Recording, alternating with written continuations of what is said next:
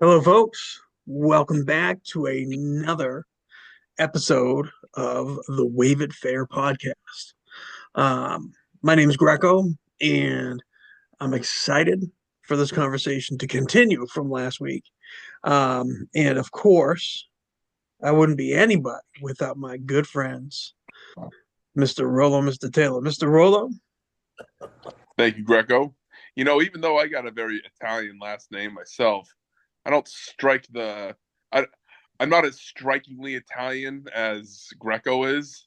And so I guess I don't go by the last name Rolo as quite as strongly as Greco does. So I'll just go by Quinn. Happy to be back here talking baseball with my buds. Matt. So I do not recall if I'm any Italian. Taylor is about as waspy as it gets.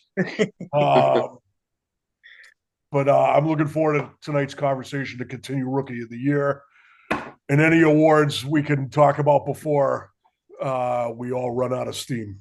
yeah, or tactical issues kick us out, or chasing cats around the yard. Mm-hmm. Who knows? So, Mr. Taylor, you want to lead us off with? Sure. I believe we were off on 1994. And I think I saw, let's see, Raul Mondesi and Bob Hamlin. Um, Bob freaking Hamlin. You ever heard of a more generic name than that? Come on. So I remember him as being a walking buffet table. um, but he could hit for power. I know that. Royals, I think he played for. Yeah. Well, it says he was 240 pounds. So, Hmm. Which,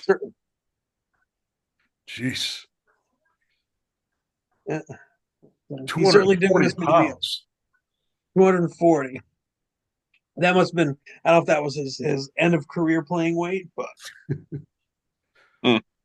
His age 15 weight? wow. So he was that big. He was a big dude. You know, like, he wasn't a bad player from what I remember.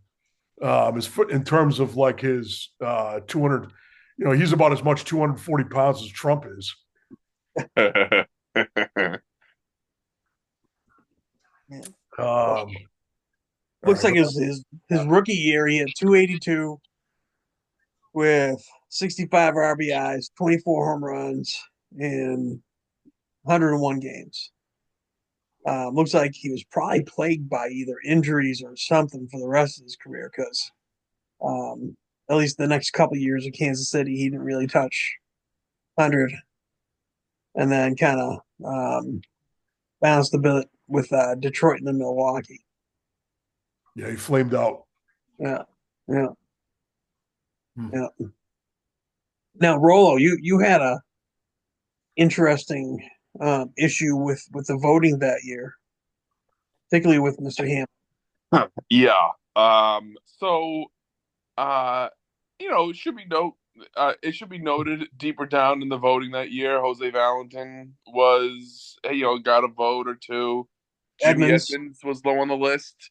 Turned out to be a excellent outfielder, really good hitter. Brian Anderson was on there, Yep. although he was definitely caught up in the whole steroid suspicion, right? Brian Anderson. Well, I think you're thinking of Brady Anderson. Brian Oh, Anderson Brady was a Anderson. Excuse pitcher me. Yeah. for the Angels in Oh, that's right. Oh, that's Arizona. right. He was a pitcher. Yeah, Right, Yeah. right, right, right. Diamondbacks. I mean, yeah, he had a long career. Yeah, I think he won with the Diamondbacks in '01. That's kind of where I remember him a lot for. Yeah. Me too. Huh. Yeah.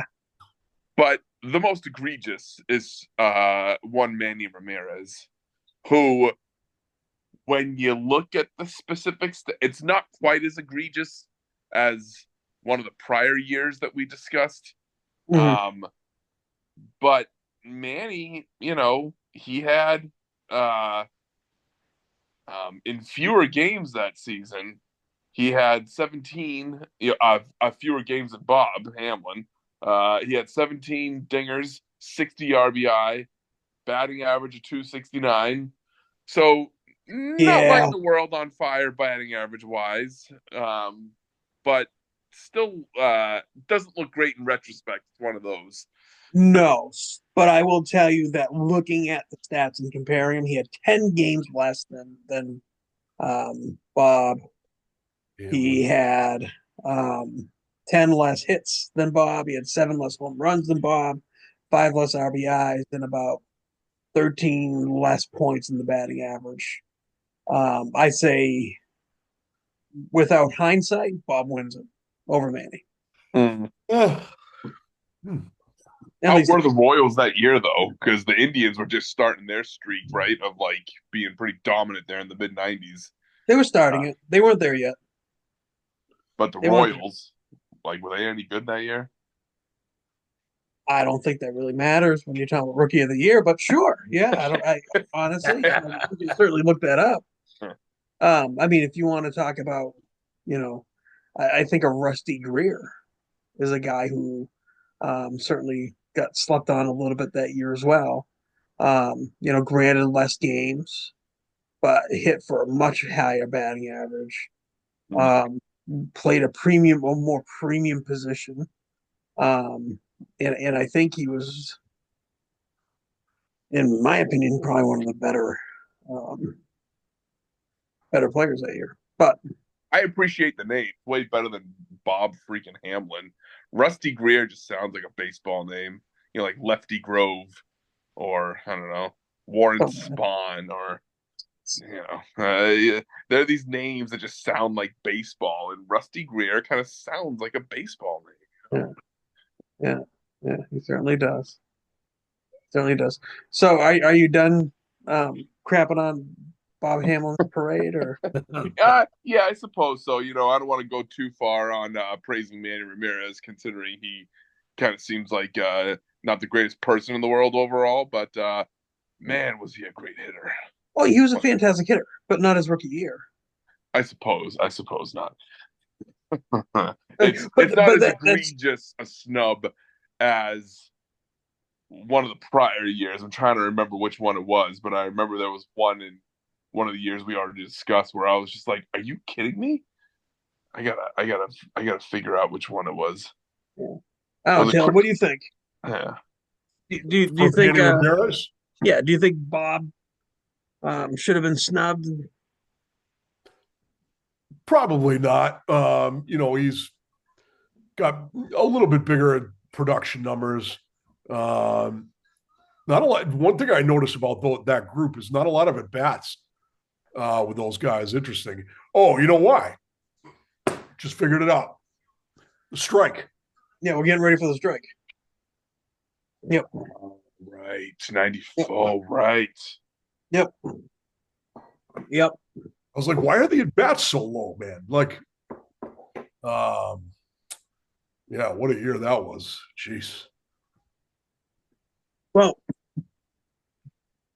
in that strike shortened season, wasn't it the Expos? Yep. We're like, that was their shot. Yep. That was their shot, and they got crushed with it. Which actually brings up the National League. Mr. Raul Mondesi for the Dodgers. I mean, looking at the stats in hindsight, I think he's probably the guy. I mean, Klesko had a great career. Cliff Floyd had a great career. Traskell had a great career. Mm-hmm. Javi Lopez had a decent career. Yeah. Javi was great for those Atlanta teams behind. For those Atlanta teams, yeah. And even when he went to Baltimore, mm-hmm. He was an impact guy. Shane Reynolds actually had a really good career as well for a while. But yeah, I mean, Mondesi looks like a slam dunk. Yeah, he was a good player. Yeah, yeah. I mean, he had a long career. I mean, I remember him playing for a number of different teams. Let me look it up here. Yeah, he played for 12 years. Dodgers, Toronto, Yankees. Yeah, I thought I remembered him on the Yankees.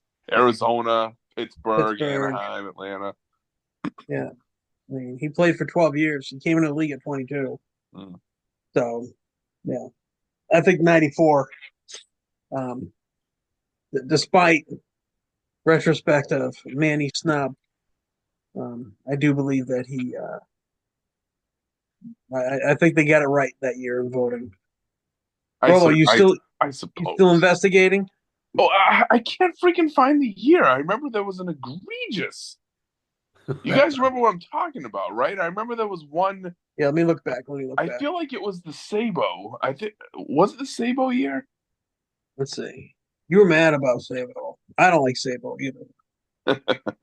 Was it because Robbie Alomar was like sixth on the list that year, which was a Probably. bunch of That could have horseshit? been one. Yeah, that could have been one. Pretty sure. Yeah. Because Robbie Alomar that year had 9 dingers to Sabo's 11, 41 ribbies to Sabo's 44, and his batting average was 266 to Sabo's 271. So it's just kind of like, and Robbie Alomar's defense was almost certainly better, I gotta imagine. Yeah. I mean, as much as I don't like him, he was a pretty serviceable guy. Him and his goggles. Particularly in the World Series. Yep. Yep. Yep. And that was the big one we talked about, um, as being a reason. I mean, the other thing we could talk about, I guess, but I think Knobloch earned it. But I mean, he had Pudge in his year. Mm, But that's another one that's. Yeah, it's all about how they performed that year. right, I think he earned it. All right. All right, gentlemen, 95. Matty Cordova. Yeah, This is yeah. Marty Cordova is a little bit of a mystifying choice. I don't even know who the hell that is. You guys enlighten me. You guys know your players a little bit better than I do. I remember Marty. I don't. I remember him being another guy who was kind of a pain in the side, um, particularly with Minnesota.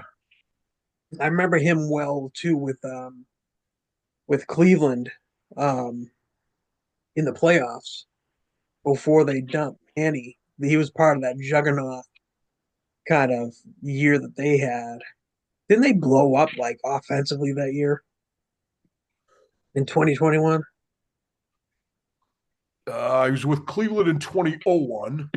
Yeah, I'm sorry, 2001, not 2021. He played for the Orioles. I don't remember him playing for the Orioles at all. That was the end of his career. Yeah.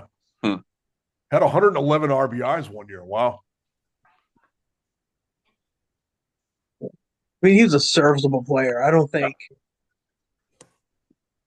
I'm again, looking back, I mean, look I, at the votes. I mean Garrett Anderson, he was close. He got 71% of the vote, and Marty Cordova was only 75% of the vote. Yeah. And then you got Pettit on there. Troy Percival was on there. And then to a lesser extent, like Sean Green was a decent player for a little bit there. Ray Radke Durham. was a decent reliever, but my personal favorite on the whole list was perhaps one of the uh, most delightful characters in the history of relief pitchers, Julian Tavares. Yeah, I knew you were going to go there. He's a strange guy. And listen, don't. I mean, maybe I'm a little biased. Don't sleep on Ray Durham. Ray Durham was a was a as close to a Joe Morgan type of second baseman that we've seen. I remember when in that Moneyball year with Oakland, he was one of their big pickups halfway through the season, and I think without him, um, we would not have been able to make that run. Always got a soft spot for those infielders, those middle infielders. Buddy, they're like, they're the heart of the infield. And I'll tell you what, strong up the middle, you got yourself a team. So what do we think about Hideo Nomo? Hideo Nomo. He's up ahead of Chipper Jones. Yeah.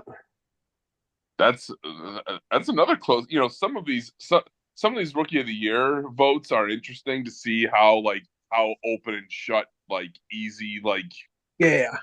easy vote it is in some years, whereas in both leagues it was close. Between the Chip and Nomo, you can definitely see how close it was. Yeah. I mean, and this is another great year. Hmm. I mean, obviously Chipper Jones, Jason Isringhausen, John Mabry, who Mabry was a good player. was a slugger. Brian Hunter, Charles Johnson. I mean, Sure, yeah. decent players on this list. But yeah, I mean, Nomo came in 2.54 ERA at the beginning of the steroid era, pitching in the National League. That funky delivery. Mm-hmm. Led the league in strikeouts. Yeah. Was that what was 236? Was he the first prominent Japanese pitcher to really cross over in Major League Baseball? I don't want to say yes, but I want to say yes. Because I remember that being among the more kind of striking things about him was his windup. But then I just remember that being you saw a very common windup from subsequent Japanese pitchers. Not all of them, but I just remember Daisuke, Matsuzaka, when he came to pitch for the Sox, he had a very kind of unique kind of it's these hitches and these kind of theatrics almost in the rise and the set of their windup that I feel like must have just been a little disorienting for batters at the time. Imagine if he put the ball over the plate. So sorry, I talked over you. What'd you say? Imagine if Dushke threw the ball over the plate. Yes. Yeah. Daisuke was maddening to say the least. His game sometimes felt interminable. Nomo, on the other hand, I remember my family actually hosted a Japanese exchange student in the summer of '96, I want to say.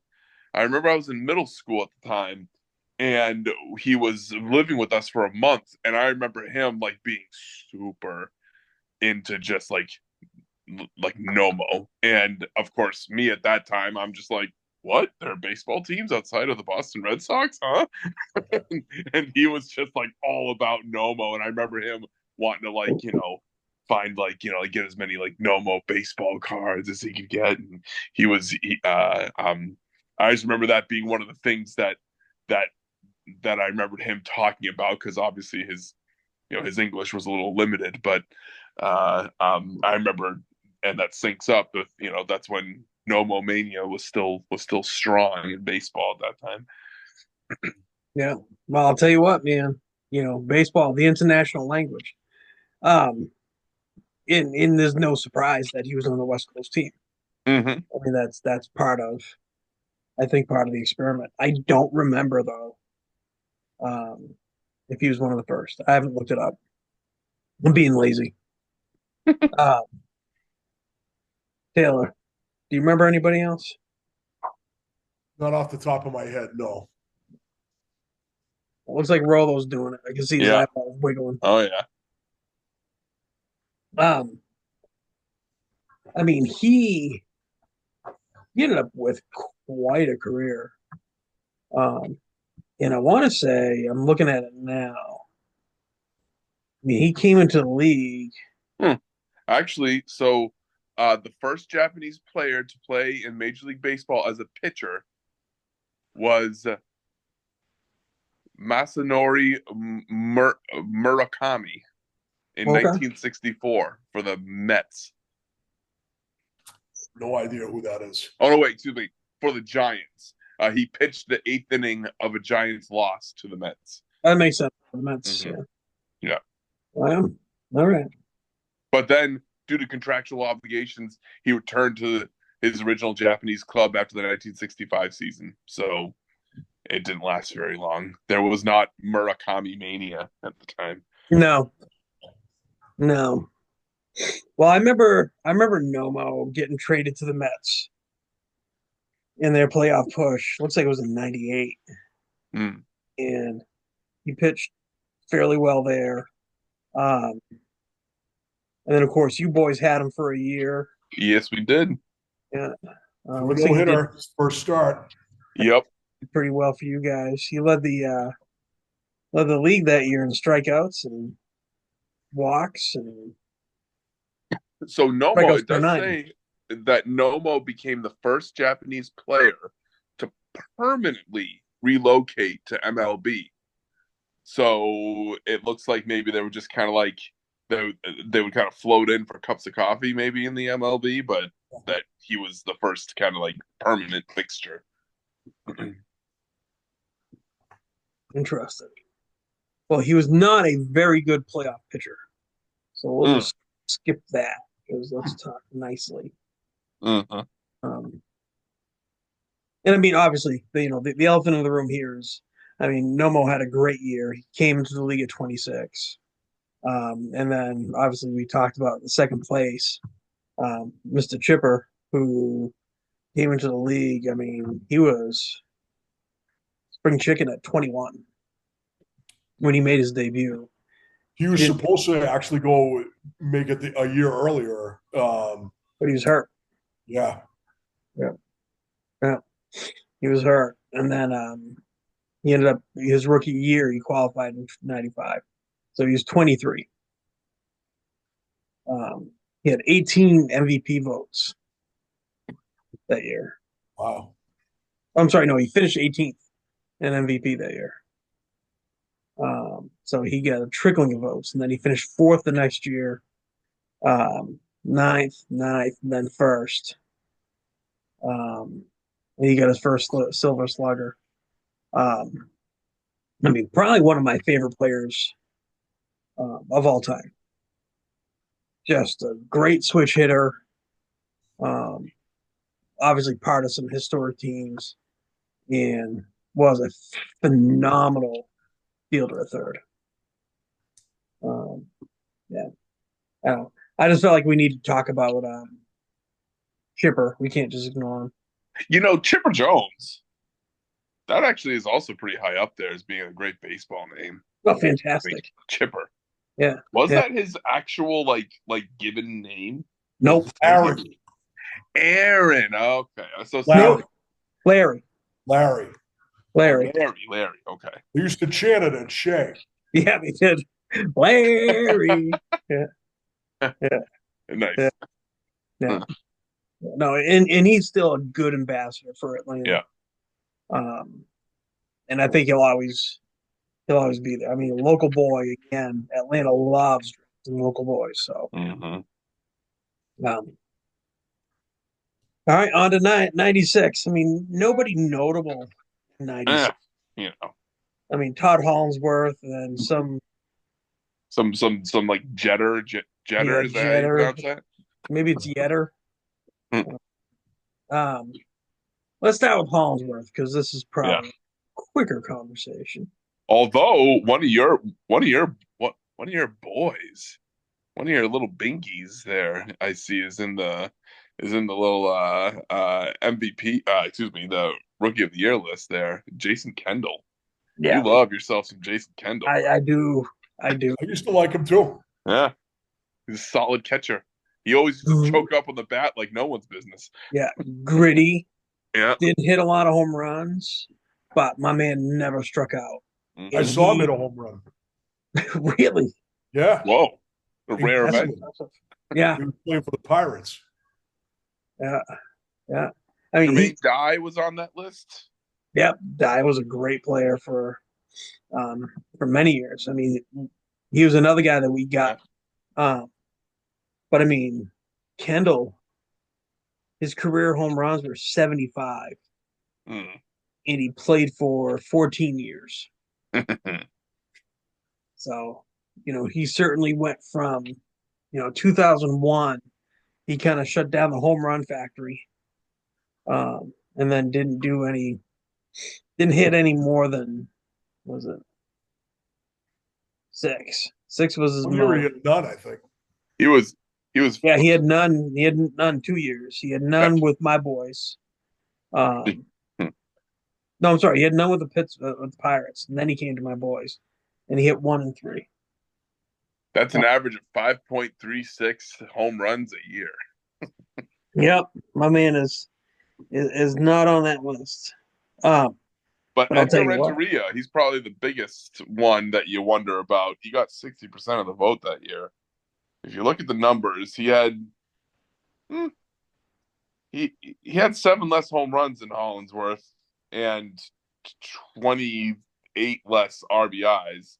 So that's probably what did him in. But his batting average was almost 20 points higher, which is in keeping with what Renteria was. He was always more of a like high average hitter.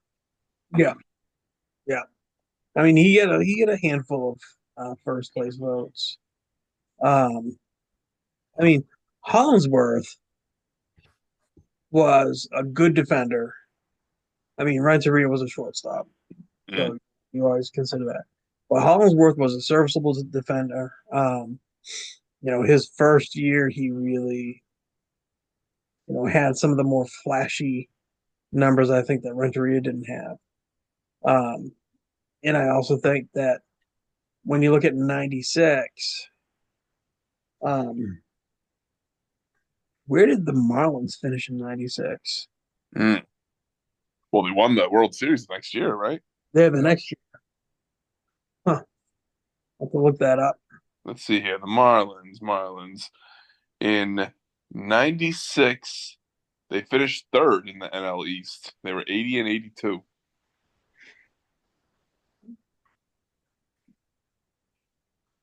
So that may have affected him. Yeah. I do remember FP Santangelo. He was another guy who ended up on my squad for a while. He was he was the guy who um, did he end up going to you guys too? And the name doesn't immediately ring a bell. Okay, Yeah, I don't remember probably him didn't. with the Red Sox. I think I'm thinking of somebody else that reminded me of him as a player. Um, Now I'm pretty sure he's an announcer, um, or somebody, but I don't remember. But he was kind of a journeyman. Ray Ordonez. Him well. I mean, he's a guy that I think, talk about a career. I mean, obviously not. I'm impressed, I guess I'd say, considering his offensive numbers there, that he got as many votes as he did. 'Cause, Not to be confused with Maglio Ordonez or Magpie, as I like to call yes, Two yeah, very different players. yeah, him. Yes. completely. The only thing is the last name. I'll tell you, um, I like the fact that we're climbing into the steroid era, and then somebody got as many votes as they did, primarily for their defense, because that's what Ray brought to the table. Mm. All right. Anybody want to talk about the American League, or should we just skip it? Uh, I well, mean, there the only wasn't much one I saw competition was for him, but sorry, go ahead, Ray. Matt. well, there's a guy named Tony Bautista there, and if he played for the A's, Greco, and I Yep. don't know if you remember his stance. I do remember his stance very well. That thing was wide open. He was basically facing like the third base dugout. Yeah, it was ridiculous. It Now I really was. gotta look it up. Yeah, he was dramatic with his stance. Um, I mean, it's a good year though, too. Erstad obviously. Yeah, Tony Clark. I really liked him as a player. Erstad, yeah. Yeah, I did too. I did too. That Yeah. is, he looks like he's ready to throw the bat at the pitcher. It's ridiculous, dude. It's so exaggerated. What in the world? Yeah. So exaggerated. Yeah. That's ridiculous. Yeah. Yeah. So exaggerated. But it worked for him. And then the guy who actually won the award that year. 28 Yes. first place votes, every single vote. You guys want to talk about it, or you want to I cry mean, a little bit? Because this was the beginning of what I would say is that dynasty, right?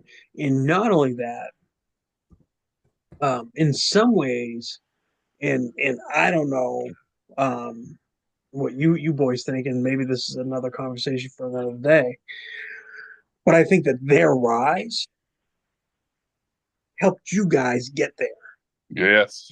because I don't think if you thought like the fact that they were so good and so dominant, I think that it made you guys feel like we got to knock their asses down. And I don't think you would have been aggressive. So Kind of like Larry Bird and Magic Johnson. They needed each other to push each other. Mm-hmm. and So- here is the birth of the modern day Yankee dynasty. I want to hear you guys' thoughts on them.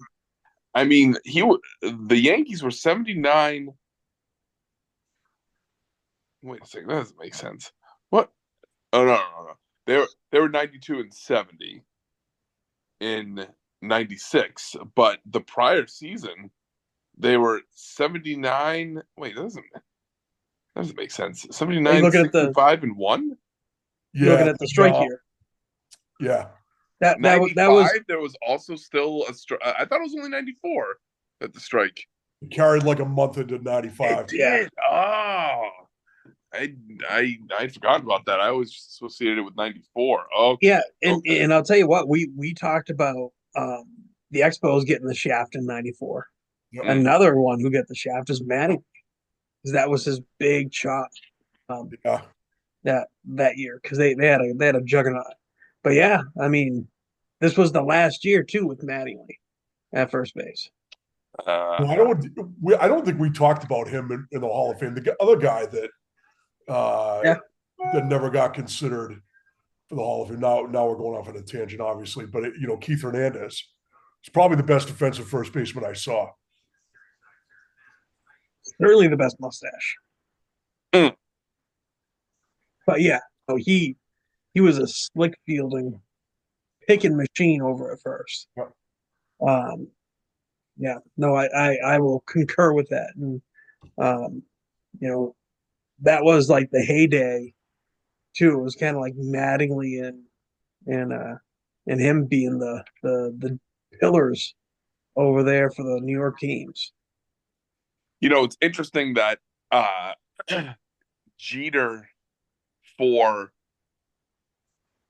all of his brilliance and kind of importance to the Yankees dynasty, and being that unanimous rookie of the year, it is interesting. Like, it just shows where the value is placed as it relates to like MVP voting, and we'll get to MVP in some other episode. But he never won an MVP. It's interesting how I feel like with pitchers, not winning a Cy Young in some respects can get held against some pitchers. Like, I feel like that's held against Schilling. It's held against Pettit. It's held against Mussina. I don't think Mussina ever won a Cy Young, did he? I don't think he did. I don't think he did. All of those pitchers, remember. I think you could make arguments for. Schilling and Pettit more so than the Moose, but you could make arguments for them to be in the Hall of Fame. But I feel like their lack of being considered the best pitcher in any given year of their career, like, is held against them in a weird way. And yet Derek Jeter it's almost like the inverse, where it's like, yeah, he never won MVP, but the Yankees wouldn't have ticked and wouldn't have been as great as they were without him. Right. It was high Right. visibility. Mm. Yeah. Uh, Well, I also think that, you're talking about a regular season MVP where you have, essentially, 1,500 players, Mm. I'm 750 players, vying for it, right? Because even pitchers can get MVP awards. But he has, a World Series MVP. He has All-Star Game MVP. He has 5 World Series rings, 5 Silver Sluggers. And remember too that when he came up, the bulk of his career, and we don't hear any whispers about him at all. Mm.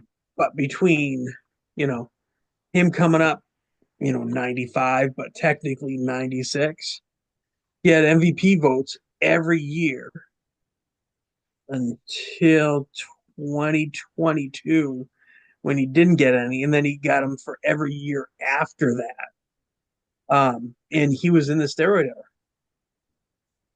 I mean, he Damn. played the height of the steroid era. so I was going to bring up a couple of names here. So Pete Rose, Ty Cobb, Hank Aaron, Stan Musial, Tris Speaker. Those are the only players in the history of baseball that have more hits than Derek Jeter. That's amazing. Rattle those off again, Matt. Pete Rose, Ty Cobb, Hank Aaron, Stan Musial, Tris Speaker. Ridiculous. That's it. That's ridiculous. Well, 3,465 hits he had. well, and also something that just kind of blows my mind when I was looking at his career stats. Even just the number of at bats that he had. Yeah. 11,195 Yeah. at bats. Yeah, he led the league in at bats. What? How many times? I think wherever it's bold, I think it's like 7 times, 8 times. I I mean, mean, it's talk about, ridiculous. kind of, uh, most important ability is availability, so to Yeah. speak. Like Yeah. he just It's always a great saying. I like played. that. Yeah. Yeah. And listen, if you look and you add his postseason stats, you're gonna add another 200 hits. Yep. You're adding 20 home runs, 61 RBIs, Wow. a 308 batting average. I mean, the guy was a juggernaut. And the thing that I will perhaps most appreciate about him, despite his presence on the Yankees, is he's a thumb in the eye to the nerds. And I'm sure there's probably some nerd stats that they can glom onto. He was such a like a stalwart, great Yankee and player for so many years that obviously there's stats to point to that nerds can, hold up high. But it was him at the plate in a clutch moment that you never wanted to see when you were facing him. That you were just like, oh God, Gina's gonna freaking inside out this ball into right field and he's gonna win the game. This son of a bitch. No, and we talked about just that. Yeah. About how, that was his. I mean, talk about drama. Mm-hmm. My man could bring it. Like, if somebody wrote half of these, scenarios that he went through and made them into movies, people would be like, this is some Hollywood bull. Mm-hmm. But he did it. He did it. I And mean, he had 158 games in the playoffs. Yeah. that's a whole freaking season's worth of games just in the That's playoffs. nuts. Nuts.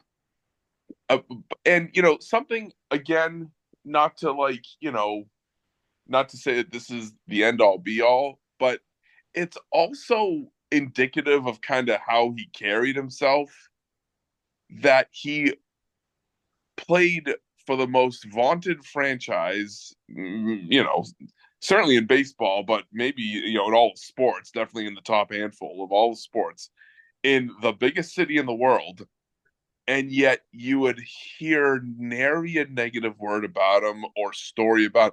Occasionally, you'd get those little kind of tabloid little things about like Who he's any little dating. like these ladies kind of leaving his apartment for his girlfriends kind of kind of cycling through, but you never Give He had heard a good anything list. like bad about that necessarily. Like it was just kind of like gossip sort of stuff. But like for a guy to be in that sort of spotlight for that long and to just always be thought of as just this really great ambassador of the game, seemingly good dude, is like that's pretty impressive. Yeah, yeah, yeah. I mean, and he, for as much, as the camera was on him, to your point, he remained relatively squeaky clean, and Hmm. that was something that I think Steinbrenner. I don't know if you ever read his book.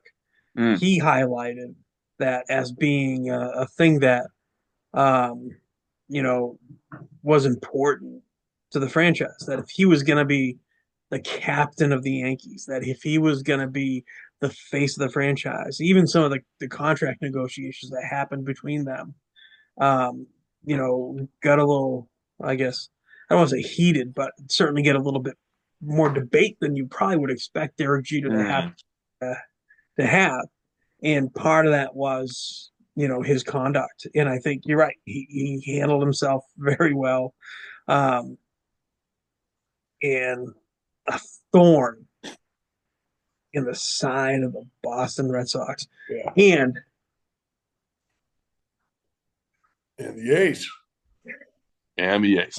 Well, you just brought up the biggest point, Greco, which is um, if you, I'm sure if you ask any player or manager with the Yankees, at least from 2010 beforehand, the toughest part about being a Yankee was playing for Steinbrenner. Mm. He's a monster, that fucking guy. Hmm. I don't know a lot about his kids or his family, but if they're anything like him, although I will say, one thing that he did do was he paid his players. oh, certainly, Yeah. certainly, Yeah. yeah, and he turned that franchise into the most valuable organization. And I don't know, maybe some of the football clubs up in Europe, but I would argue that maybe the most valuable organization in the world, if not in the world, at least in North America. He Yeah. bought the team for $10 million. Yeah, Jeez. that's $10 insane. million. Yeah. And how long was Steinbrenner the owner? Does he go back to the Reggie Jackson days Yes. in the early 70s? 73. 73? Mm. He Yep. was a shipping guy, and the Yankees were in turmoil big time. Mm. They were owned by CBS, Oh, actually. really? And Huh. It's like when the Disney owned the Angels. yeah, Just wasn't a fit. and they ran him into the ground. Mhm. So yeah, Steinbrenner came out. Steinbrenner was a shipping guy from Cleveland, I think, actually. Yep. And he, used his money to buy the team. Yeah. And he owed us some shipping yards down in Tampa, Yeah. which is why Steinbrenner Field, which is now going to be the home of the Rays, by the way, I heard that next yeah. year. If you haven't heard that yet, but yeah, I mean that was a big part of also, at least before Steinbrenner died, the time that he spent down in Tampa compared to with the club was pretty significant. And that actually affected Jeter a lot. Um, but yeah, he's a he's probably one of the players that, in retrospect, we're going to look back on and be like, is there ever going to be another one? And um, I remember the polls where like the players would say he's one of the most overrated, and defensively, he Yeah, that's what certainly they said was. defensively. Yeah. But I'll tell you what, my man, that inside out swing, that would just fight off those inside fastballs and drop them into right field. Hmm. The thing of beauty. God damn it. Yeah, yeah, yeah. So, any final words about Mr. Jeter and uh, his worthiness to That's be about up as here? that's about as much glowing praise as I can heap upon a Yankee as I can take for one episode. Yeah, I'm not surprised. I'm not surprised. Now, the good news is you have a little reprise the next year. Mm-hmm. Mm-hmm. The era of the shortstops came up, and Yes. talk about turning the power numbers for rookie of the year on its ear. Anybody want to wax poetic about Mr. Nomar? I mean, leading the league in hitting that year. But Matt, you have at it. What do you have? Actually, I don't think I've heard many thoughts from you about Nomar. I'm curious to hear. That's kind of surprising because I have a good number.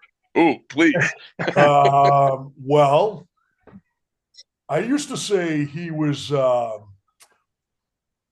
know, he. I remember that cover where he came out and he had the muscles and all this other shit and You had to put it down. You got too excited. yeah, and I'm like, do I know this guy? Because he's never on the field. Burn. Do I know you somewhere? You must. Are you a baseball player? So we used to call him No Arm and all kinds of things. But like the way I used to like get people all fired up at Fenway, I would say like he treated playing like Goldilocks. Like he would go to a ballpark like and say, "Oh, that's artificial turf. I don't want to play on that. That's grass. I don't want to play on that. That's whatever surface. I don't want to play on that." It's like the with Goldilocks, the porridge. This porridge is too hot. This porridge is too cold. I don't want to play on either of those things. I want to play on this and only that thing. He wouldn't play in Montreal. He wouldn't play in like Kansas City. He wouldn't play, all these different places because he didn't like playing on turf. There was always something with him. And that's what I take away from him. And the other thing was he wanted the glory that A-Rod and Jeter had, but he didn't want to deal with the criticism or the tough kind of the difficult part of that job that came with it. All right. Don't look at his stats yet. Look at Greco's face. Have you looked at his stats already? Don't look at his stats yet. Don't pull him up yet. Don't pull him up yet. Don't do it. All right. For that year, are you talking about for that year or just in general? Mm-hmm. What would you say is a good amount of games for a shortstop to play in a season? Considering it's one of the, aside from catching, is probably one of the more demanding positions on the body. Let's see. How about 2,620? Okay. I'm talking about in a season. Like a certain number 8 in Baltimore. No, I get it. Get it. Oh, I get your reference. I'm talking about per season. Because I'll tell you what, there's something special about Mr. Baltimore. And that's why he's Mr. Baltimore.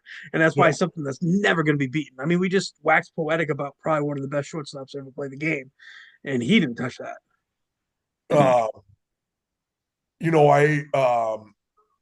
Just in this season, what do you think?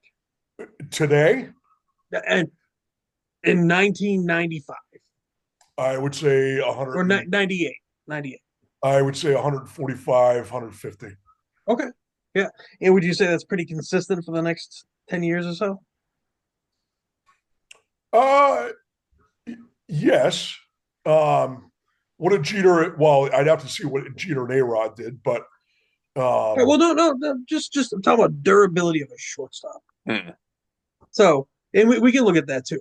But all right, Nomar, 153 games, 143 games, yeah. 135 games, 140 games, 21 games because he was pretty banged up in 2001. He got pretty seriously hurt.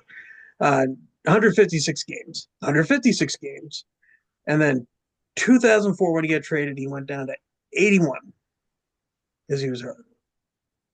I don't. Played 156 games 2 years in a row. Yeah, 2002 Mm. and 2003. Mhm. I wouldn't necessarily say that's dogging it. No. I mean that I think that's a kind of an unfair I don't think criticism. he dogged it. I think so. You know what's a good comparison to him? Sure. Um, People always ask me why I don't like Jason Tatum because I don't. Yeah. Mm. I don't know much about Uh, that. and the reason I don't like Jason Tatum is because he wants recognition for a player that he's not. And that's what Nomar was. He wanted recognition as a player that he wasn't. Okay. He was not So Derek Jeter. he wasn't. Oh, hold on. My wife just turned off the light.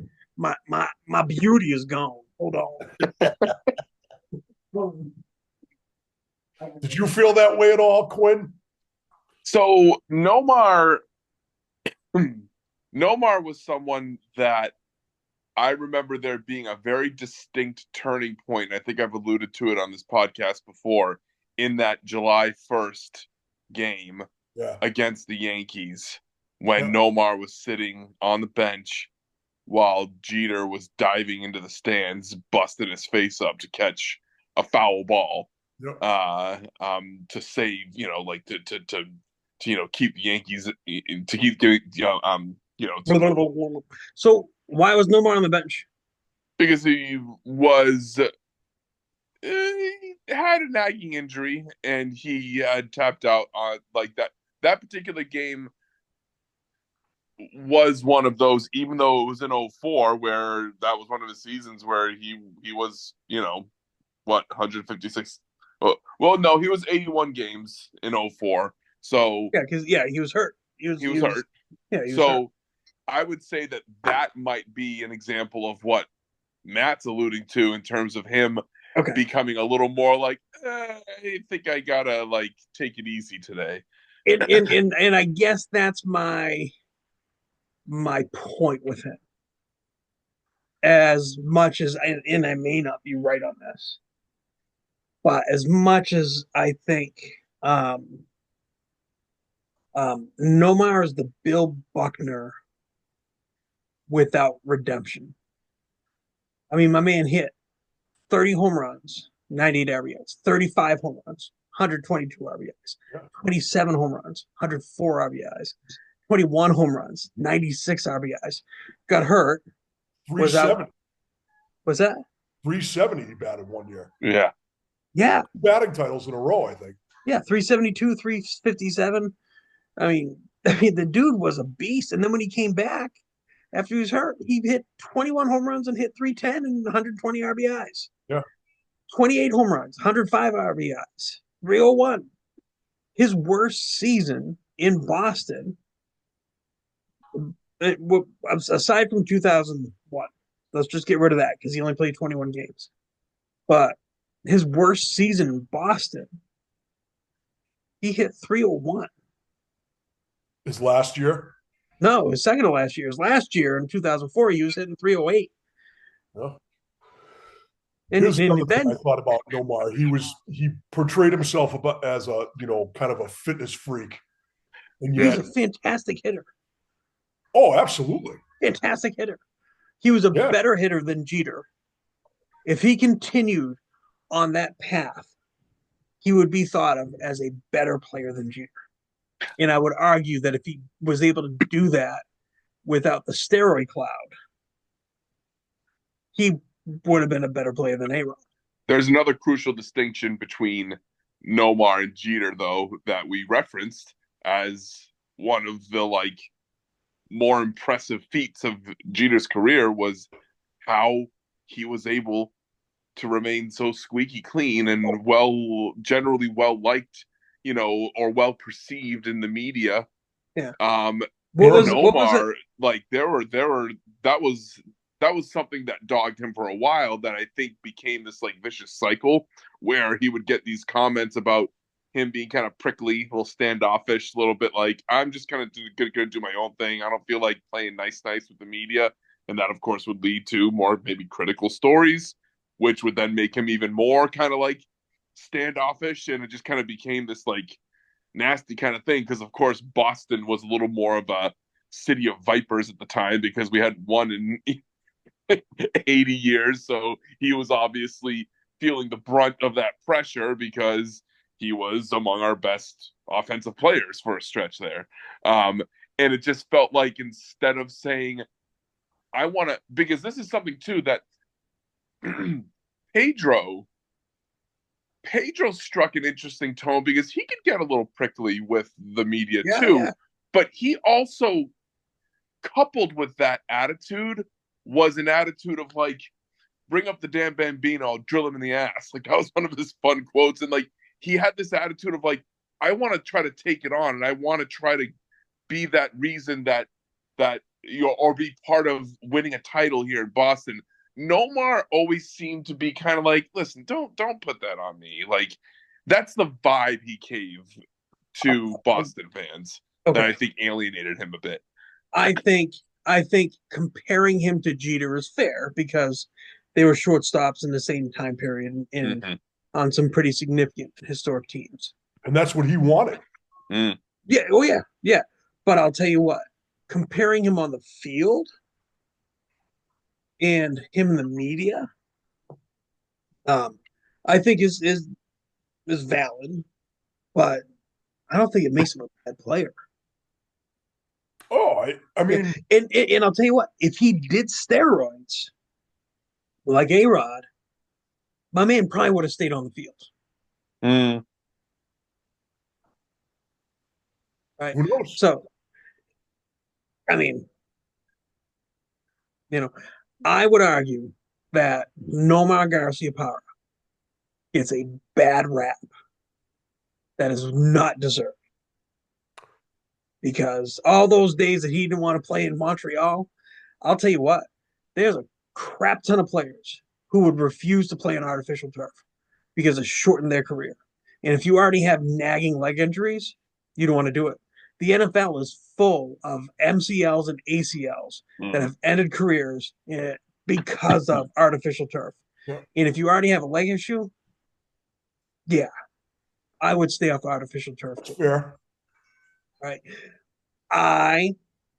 Looking at how many games he's played and his stats, if I had him on my teams, even if he took the day off every once in a while, I will tell you what, I would be lauding his achievements. And I'll tell you, I kind of have that guy. And Eric Chavez reminds me a lot of what Xavi could have been. He did break down, yeah. But yeah. It's interesting. Sorry, Greg. It's interesting you say about that rep, right? He got interviewed a few years ago. I heard an interview of him a few years ago, and I don't know if you guys know this no talent asshole, Andy Gresh. You guys know who that sounds familiar? Asshole is? Yeah. I've never liked him. He's aggravating.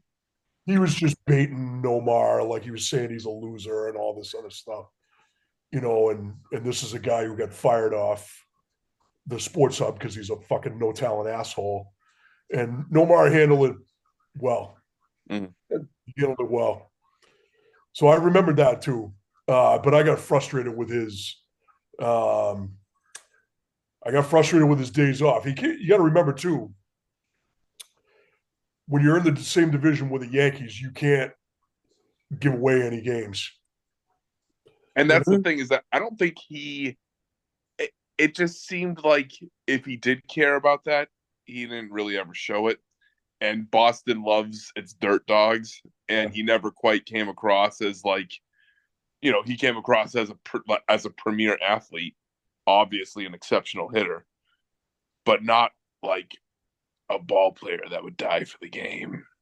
Like that. Is Manny Ramirez that guy? I hated Manny Manny Ramirez won. Ramirez. Manny Ramirez won Hated him. He won. Yeah, and technically Nomar got a ring. Yeah. technically, but I think winning ends up uh, uh, leading to a lot more forgiveness from the fans, Well, yeah, and even that's my argument.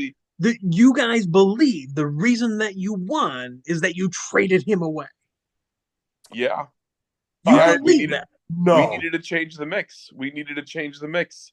And I think his attitude, similar to the way that Clutch is something real that You nerds don't have to tell me can't about quantify. I agree with you about team chemistry. I think team chemistry, clubhouse, vibes. I mean, we were a freaking 500 team practically in 04 before we traded him. And it wasn't necessarily that removing him was the end all be all, but it also resulted in some better defense.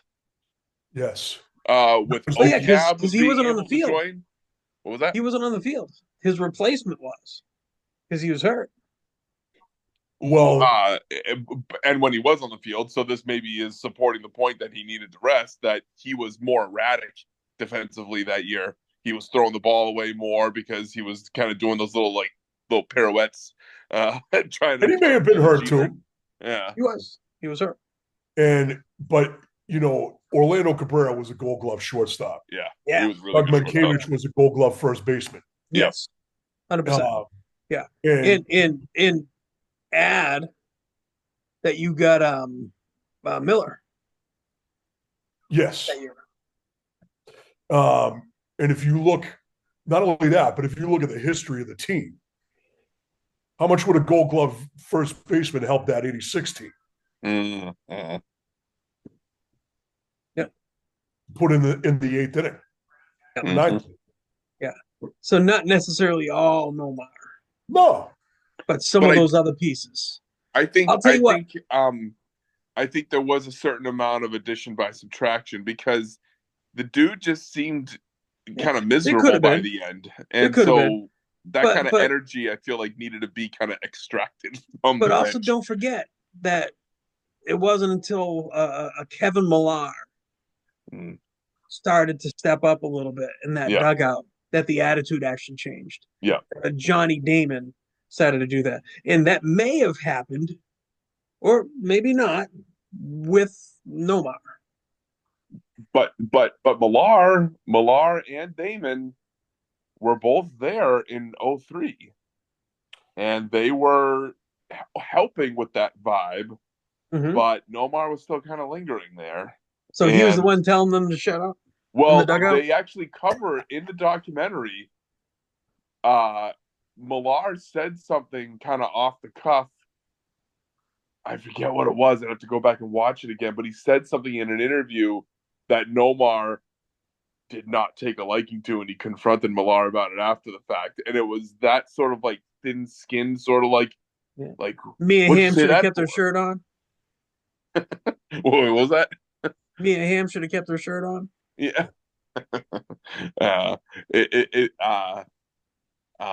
I forget what Millar said. Well, I'll tell you what, maybe, just maybe, when he left Boston, he had an attitude change because the Cubbies were kind of like my second favorite team in the world, and still kind of are. And so when he went to the Cubs, I was actually pretty excited about it.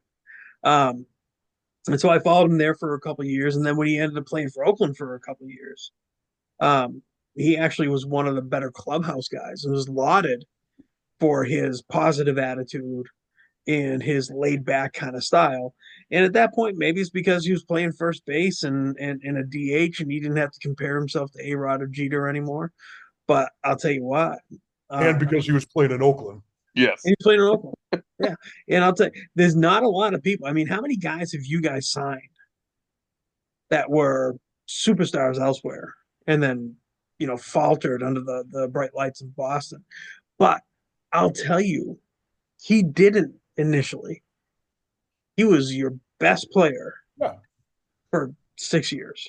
Well, and I'll say one of my favorite little anecdotes that I remember reading about was at the '99 All-Star game at Fenway when Ted Williams was kind of, brought out on the golf cart there, and he was being greeted and sworn by all these great hitters. And when he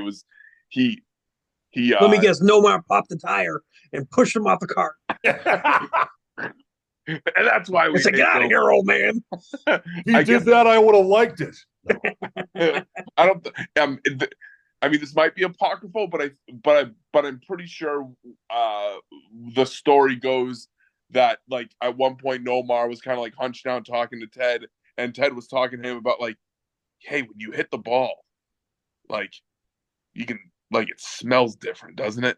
Like like you can smell it almost when you hit that ball, and just kind of that image and the knowledge that these two of the great hitters, certainly Nomar at that time was in the middle of his streak of just amazing hitting, that to like have that kind of like link there of the greatest hitter of all time talking to the up and coming great hitter is just kind of like that was a moment. And then of course Pedro striking out the first five of six batters. That was a magical event.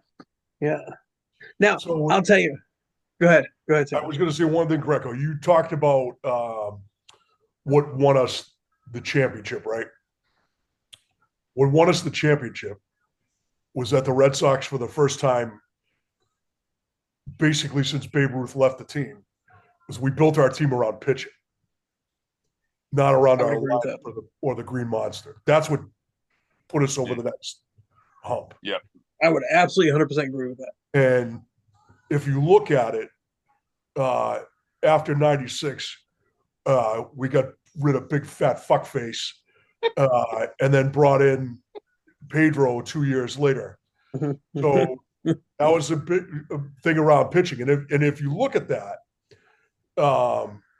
they were in the middle of a 13-game playoff losing streak when he got traded, or when he went to Toronto in that, in the free agency. And then Pedro came and they won a game. Yep. Little by little, it started to improve. And then they started to add bats in the middle of the lineup. Yeah. And I'll tell you, that's reflected in the inverse at the moment for the past 20 years in Anaheim. Yeah. Where they can't catch a break when it comes to adding pitchers who are supposed to be impactful. I mean, they've tried, but they've never landed that big free agent or had a rotation that's been consistent. And that's why Shohei had nothing to show for his time with the Angels. That's why Trout, as overrated as he is, has nothing to show with his time with the Angels, is because historically they've never gone after pitching. It's a strange thing, because if you look at the year they won the World Series, it was their bullpen that was so strong. Their starting wasn't. They were a hitting team that year. Mm-hmm. They're one of the best hitting teams all time in the postseason. But they also had a good bullpen, so I think pitching still matters. Oh, 100%. Oh, pitching and defense will destroy any offense. Mm-hmm. And that's the one consistent. Hitting's always going to hit bad pitching, right? I mean, that's just how it works. Yeah. But you know what? Chicks love the long ball, and so do GMs. Yeah. Well, the other thing is the difference on that team in 2004, was Keith Folk and Schilling, and I hate Schilling, pretty much as much as almost as much as I hate Clemens, but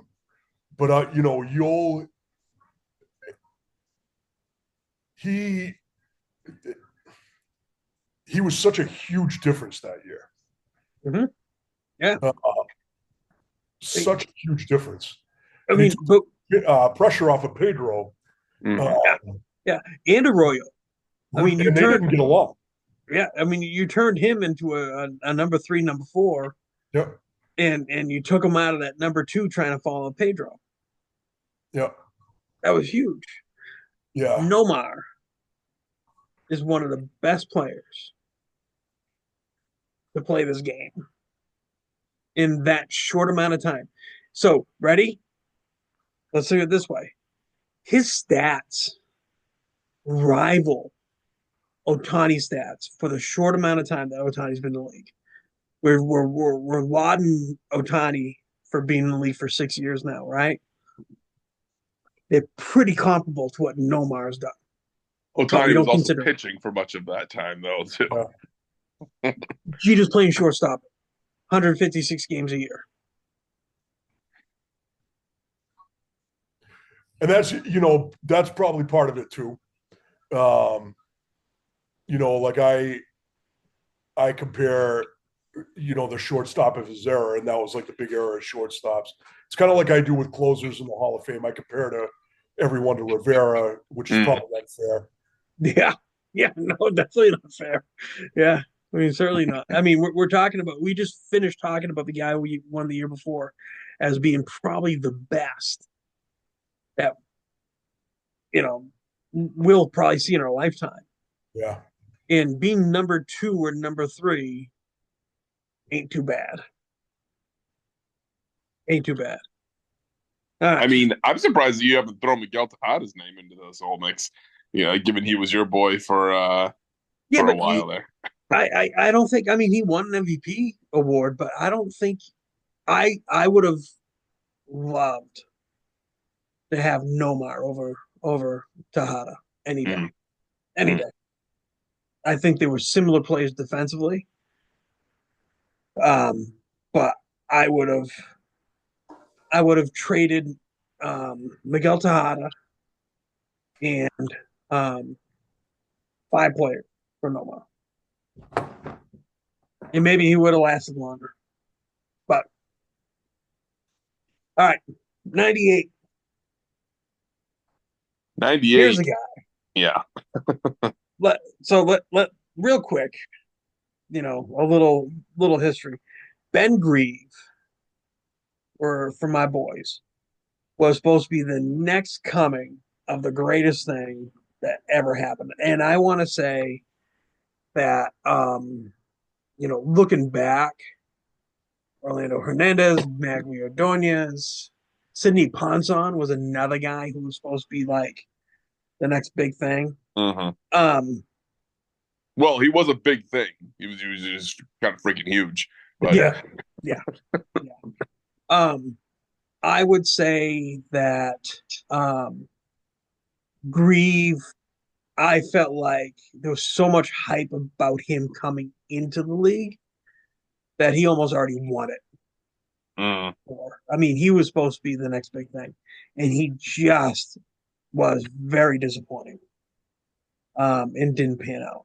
So, American League, I mean, obviously revisionist history. The only one on here that, I mean, El Duque, fantastic, El Duque was a solid pitcher for a while. right? Fantastic. Magglio Ordonez, fantastic. Magpie. Yeah. Another guy who broke my heart. I'm But sorry, Grieve, Greco. yeah, Grieve was not the guy. In fact, I'm pretty sure it was thought of by Billy Beane, because this is one of his first years kind of um, really being involved with the A's, that Grieve was kind of the reflection of him as a baseball player himself, and that he had the look, he had the tools, he had all those things, and it just didn't translate. I mean, he had two good seasons with us aside from his rookie year, hitting home runs. But then the pitchers found a hole in him, and he never was the same again. So not the biggest fan of Ben Grieve. I don't know. Do Would you you have any? say that you are aggrieved I am. at his I am. I am. at his It, selection? and I do remember that I was really pulling for him. Because this was you know um, coming out of a pretty dead area for Oakland. I mean, we were pretty terrible for a while. This was after the McGuire fire sale, the Eckersley leaving, this was the end of that dynasty that we had for a short period of time. I can't even call it a dynasty, even though it felt like it to me. But that was my childhood being traded away. Um, and Grieve was supposed to be the next big thing, and so I wanted him to be something. Um, but he just didn't pan out. It was really, really disappointing. Um, that's my spot on Grieve. He also had a well, his dad was a player. Mhm. That might have had something to do with it too. Maybe he was hyped because he followed his father and stuff. Yeah. Yeah. So Yeah. we forgot about Scott Rowland. Oh yeah, we didn't talk about Roland. Oh, that's right. You got overshadowed by the Nomar conversation. Yeah, and he got overshadowed until he got into the Hall of Fame.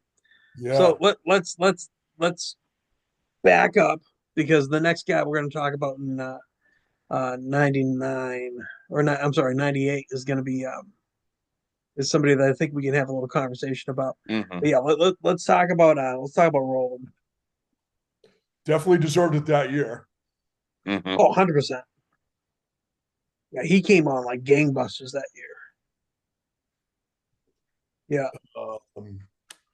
There's I mean, Andrew. we already kind of talked about him a little bit in the Hall of Fame conversation. Yeah, we don't need that. We don't need But that. specifically with the Rookie of the Year, like you said, I mean, he was heads and tails above his competition that year. I mean, Livan Hernandez was a good pitcher, especially in the playoffs for a while. I remember Matt Morris, Andrew Jones, obviously. We talked about him as well. But statistically that year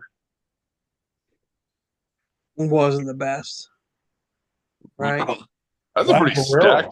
stacked year of Vladdy, players, though. yeah. Vladdy. Jose Guillen, one of the Mhm. best arms in the league.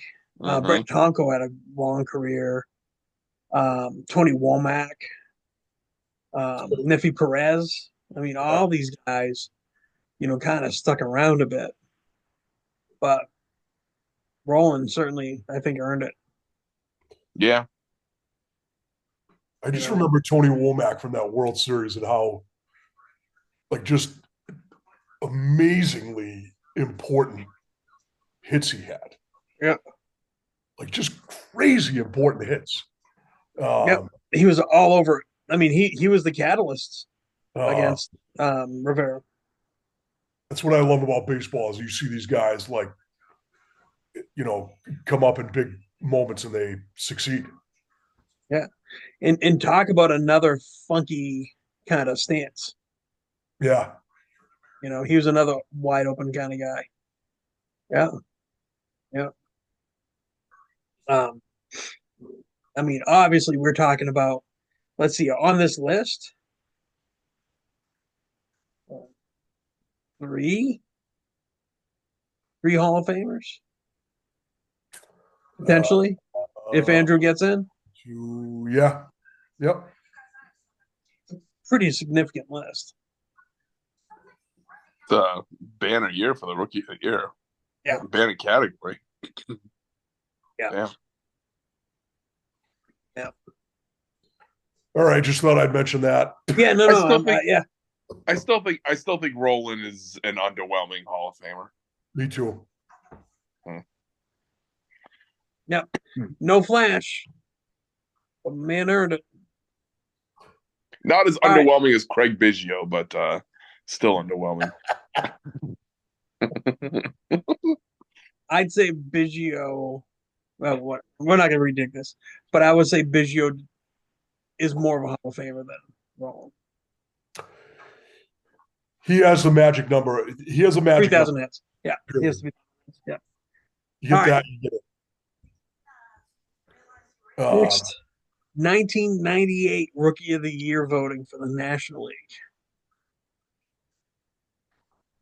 Big Kerry winner Wood, that year, Kerry Wood. When was his 20 strikeout game? same year. That year, It was that year, right? I watched it.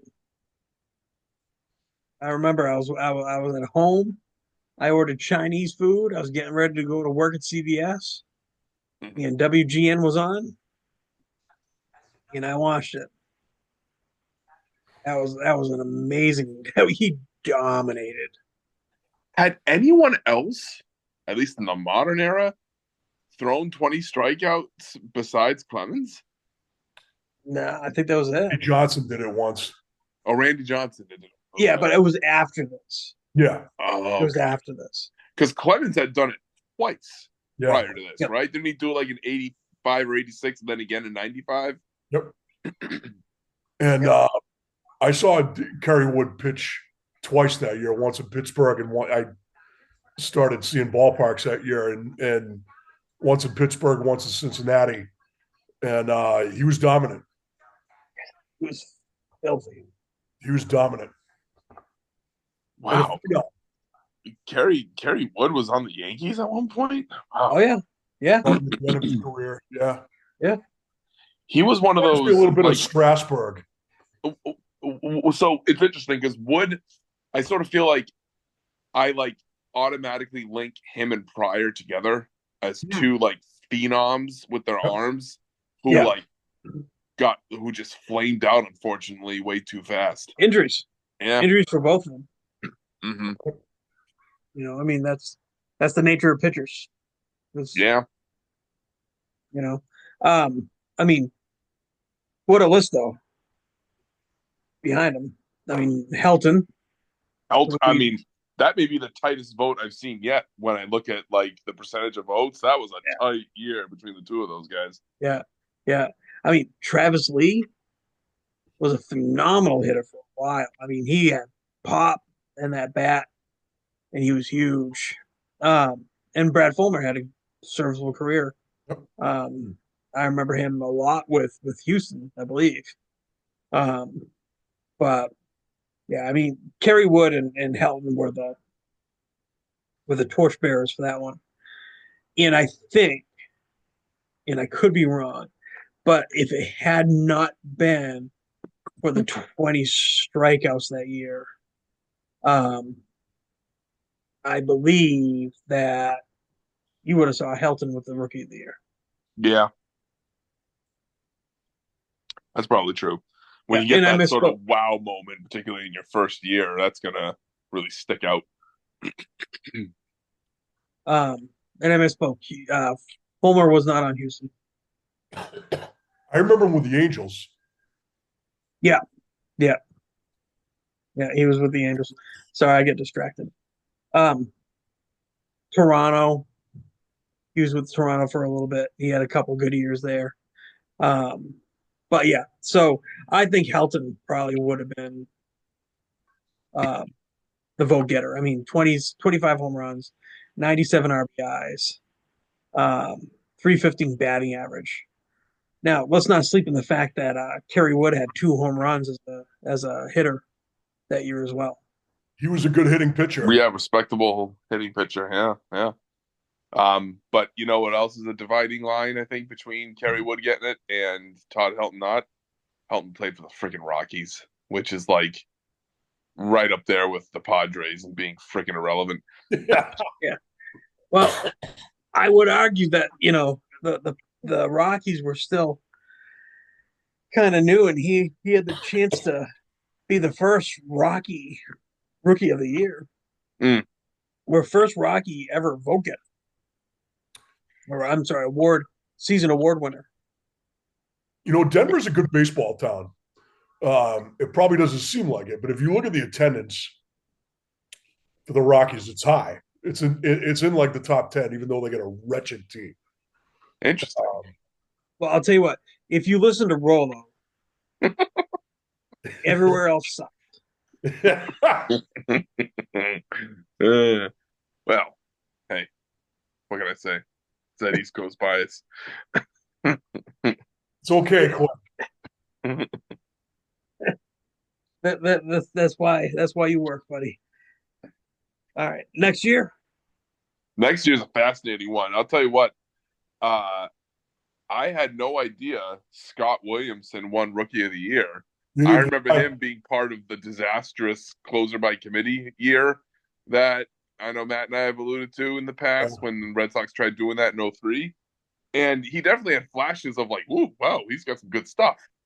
But I mean, that was only 4 years. That was only 4 years later. And yet, you know, I mean, for a relief pitcher to get Rookie of the Year, like I just feel like for a relief pitcher, and I don't even know if he was a closer. Like, let me see.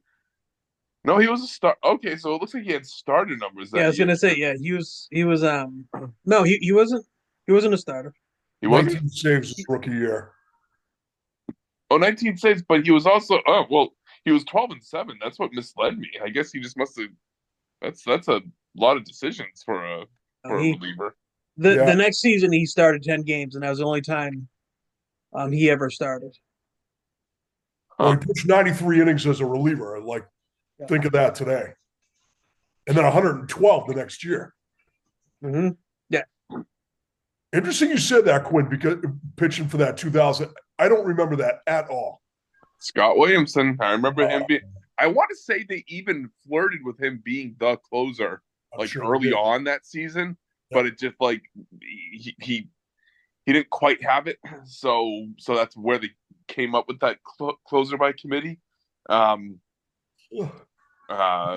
mean, because I don't remember that. I don't know, I must have blocked it out of my mind. Because you just found that idea so wretched, like so many of the rest of us did. Made me so angry. Made me so angry. I got to be honest, it just reads like one jobber after the next after Scott Williamson, and I don't think I would have known even Scott Williamson if he didn't play right in the heyday of me like being like super into like the Sox. Like, so can you guys please enlighten me? Who are the rest of these jobbers in the NL Rookie of the Year voting? Well, let's see. Preston Wilson is a player that I remember fondly. He was another guy that kind of came up. I remember him, especially when I was collecting cards at the time. It was like you wanted the Ben Greaves, you wanted the Preston Wilsons, you wanted the Pat Burrells. Those were the big chase cards at the time. He was a good, probably flash in the pan. I don't remember him having the longest of careers, but I remember him being a really good athlete. 26 home runs, 71 RBIs, and 149 games as a rookie with Florida. Pretty damn decent.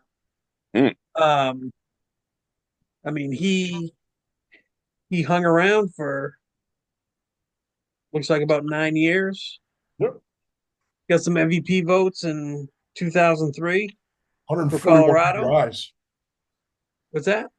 141 RBIs. That's a lot of RBIs in 1 year.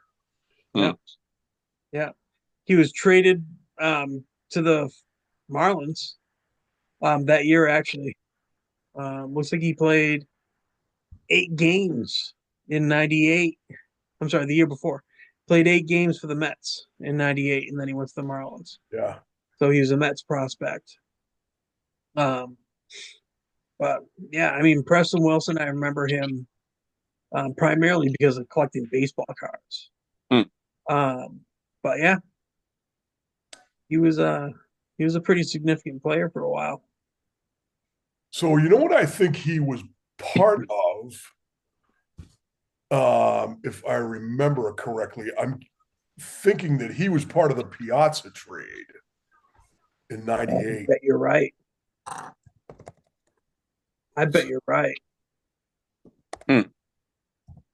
That seems about right. Yes. Yep. Yeah, here it is. So talk about an impactful player. Yeah. I remember him. Mm-hmm. Yeah. Chris Benson, I remember. I remember the name. I don't remember him well.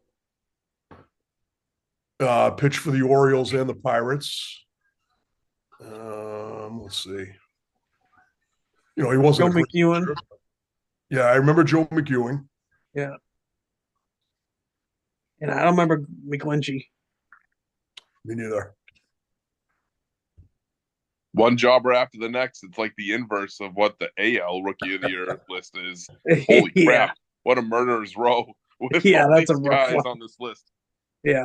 This is in Rolo, I think that this is probably like your heyday of coming into baseball too.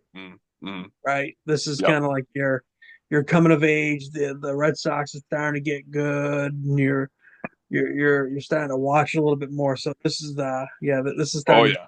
wheelhouse.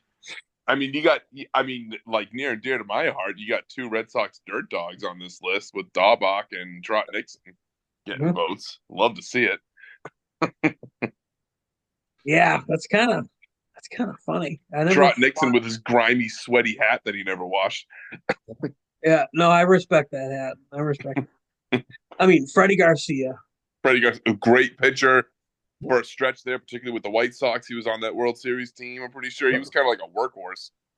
Yeah, he had his best years though with Seattle, because he was a pain in the butt. It was kind of like we got rid of Freddie Garcia, and then 2 or 3 years later, all of a sudden King Felix showed up, and I was like, man, here we go again. Yeah, but I mean Huddy, Billy Koch. I have a soft spot for Billy Koch because of that's who we got. As a closer to replace. Is it Isringhausen? It may have been Isringhausen. Or actually, it was probably to replace Folk. I think we got Koch. Carlos Lee. Carlos Lee, another really solid offensive player. Yeah. Had a nice long career. Yeah, this was a great year. I did not know, and I'm sure you folks did. I didn't realize that Daubach hit 21 home runs for you guys as a rookie. Yeah. Oh yeah. Yeah. Daubach was one of those like, hey, we might have something here, but then he kind of petered out. But not as badly as whoever the hell Jeff Zimmerman is. Oh, this guy only played for 3 seasons. What happened to him? Yeah. He just flamed out. I mean, but he had some hype too. In fact,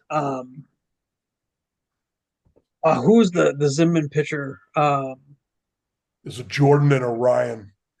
Yeah, with Detroit, right? Might be. I remember him with the Nationals, but well, there was a fielder. Yeah, there's a fielder with the Nationals too, but I remember I got confused with this guy for a little bit. I mean, but yeah. Beltran, I think, certainly earned this though. You guys think of Beltran going to the Hall of Fame? Had you asked me that prior to the garbage? So he was part of the trash throws. Yeah. So he was actually the one who kind of supposedly he was kind of the one that introduced the concept. Yeah. He's rumored to be the one that kind of spearheaded the whole idea. Yeah. Yeah. Which is why he was going to be actually the New York Mets manager the next year. And once Cora manage our team. Yep. Yeah, well, because you guys are cheaters anyway. You had your iPads, and then you suspended for a year, and you said, "Oh, we like cheating. We're not going to win anyway. So maybe if we cheat with the manager, we don't have to pay our player." I think that was the plan. So he's another guy I look at for his accomplishments as a player, and I would probably vote him in. Cora? Beltran.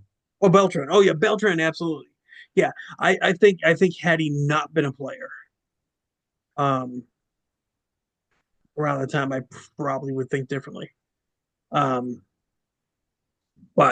yeah, I mean, he he was probably one of the best switch hitting players Mm. that I got to see. Yep. I mean, um, he was phenomenal. That swing was consistent, and I love that he was on Kansas City.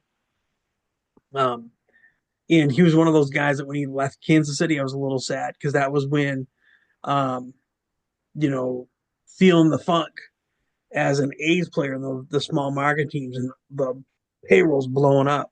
Mm. Once he signed with the Mets and he stayed with them, that was another kind of like I looked at that as another sign of my boys are never going to be able to sign anybody. Um, and I didn't like that Kansas City lost him. I did. I remember again because it was the heyday of my baseball fandom.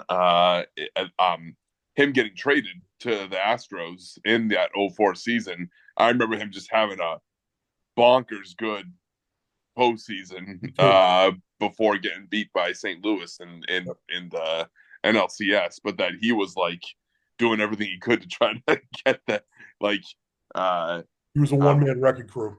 he was Yeah, worth the trade from the Astros perspective. Yep. yeah, yeah. And I mean they got trash. It's funny too because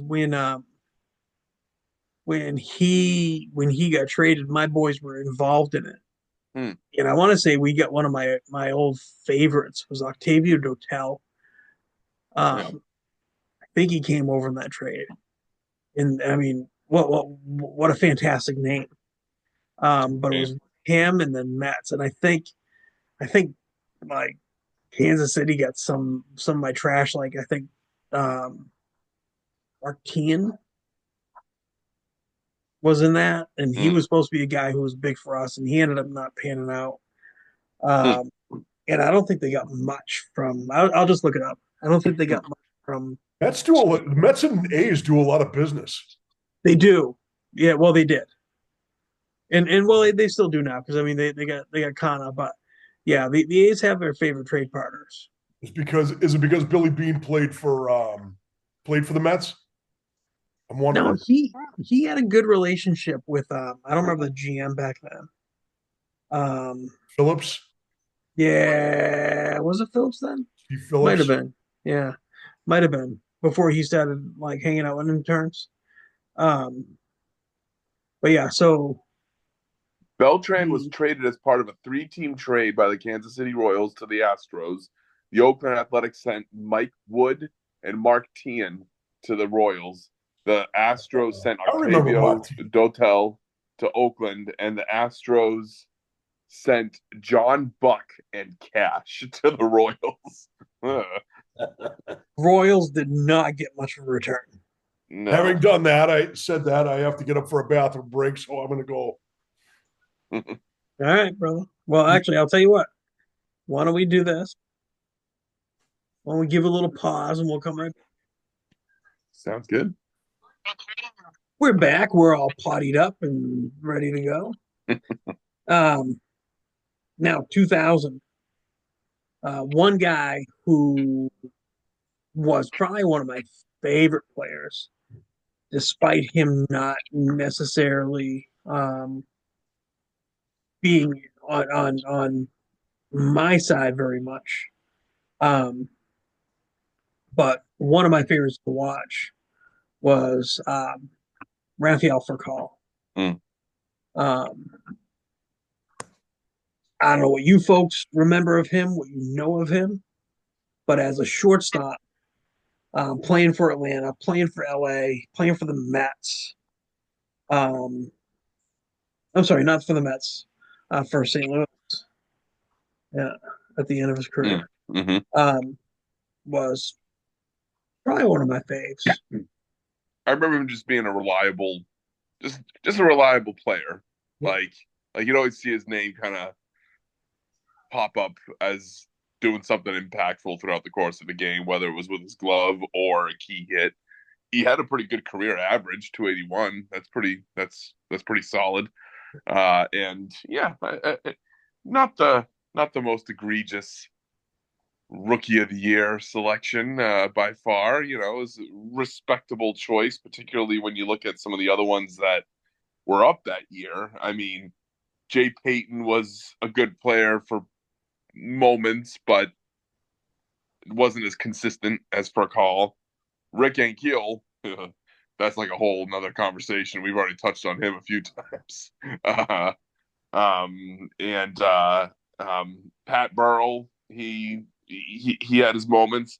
Lance Berkman, I actually had to go back and see what his career stats were, because I remember for a while there wasn't his little nickname there Big Cat down there in Houston, and he was like their like premier power hitter for a stretch of time there. Yeah, he was part of the Killer Bees, Biggio, Yeah. Bagwell, and Berkman. Yep. That's right. Excellent. But he ended up topping out at 366 homers, which like feels like less than I would have expected, given what his, given that the lineup seemed to center around him for a while. You know what I'm looking at it for call, right? So I'm looking at 154, 156, 143, 154, 159. That looks like a pretty durable shortstop. Well, it's like, who is that?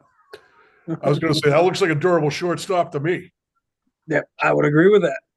I would agree with that, especially in that era too, right? Right. I mean, so Furcal was interesting too, because when you think about the time period, this was in the heyday of Nomar. This was in the heyday of A-Rod. This was in the heyday of Jeter. This was the National League answer to that trio of shortstops in the American League that were just those sluggers. Mm. And Furcal was a fantastic defender and could hit. I think for whatever those other guys were the slugging shortstops and probably weren't that good on defense, he was kind of that melding to me. If you took a little bit off the offense and you gave him a little bit more defense, this is the hybrid player right? That you'd get. Now, I don't think that we should sleep on Pat the Bat Burrell. I mean, you don't get the nickname the Bat for no reason. He had a pretty decent career that spanned over a few teams. I mean, he averaged, I'm looking at it now, for about 10 years, the lowest he hit for home runs was 14. And that was in a shortened season for him, it looked like. I mean, he was a pretty damn good player, specifically, when you think about like that 2008 year with Philly, when they had an opportunity to actually, no, they did. They took the series that year. They won that year. Yeah. 33 dingers that season. Damn. He was pretty impactful. Him and Ryan Howard were, and Roland, to be honest, were pain in the butt on that team, and we're really probably the reason why they got there. So I have a question though for you, Greco. Did at any point in time during Barry Zito's illustrious reign in Oakland ever go by the nickname Beezit? I don't remember that. No. That's a missed opportunity right there. And here comes Beezit about to take the mound. There's another 12-6 curveball from Beezit. Yeah, I don't know why we're even talking about that, but well, because he got a vote at the bottom of the Rookie of the Year voting in the National League. In the National League, yeah. Oh no, wait. In the American League. I was looking at the American League. I hopscotched over. Bro. I think it's because we're also at 11:30 at night too. Yeah. Well, Burrell got 2 rings, by the way. Yep. With Giants, Philly, I think, right?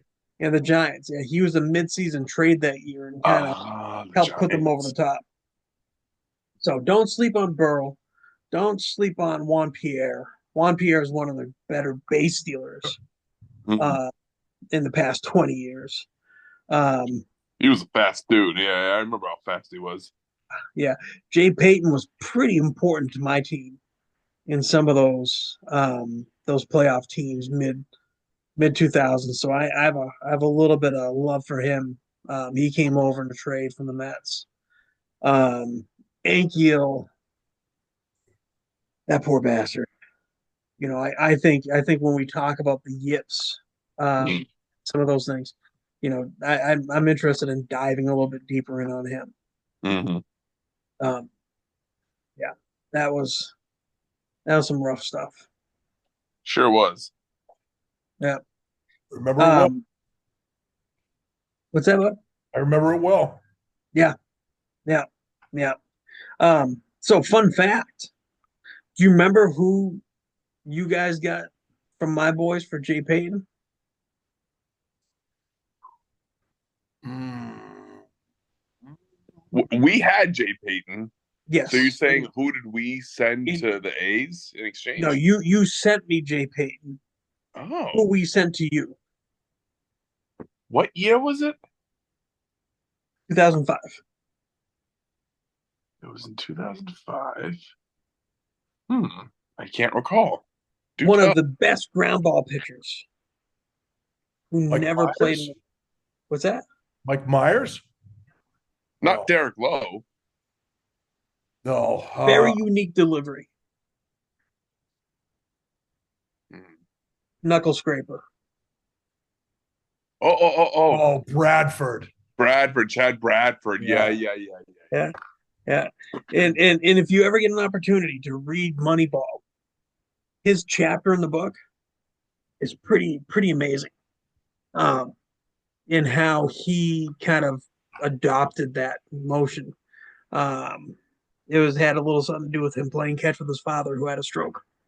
Really interesting to check yeah. out. Yeah, Huh. Interesting. Wow.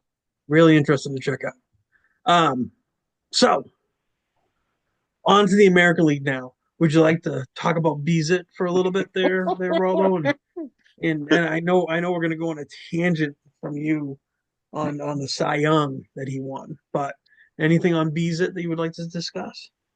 You know, he had his time in the sun there for a brief time there. That 12 to 6er was something to watch when he was breaking that off. For a Um, brief time? yeah, for a brief time. He sucked with the Giants. He, he was he was a real disappointment for them. And I was happy Uh, about that.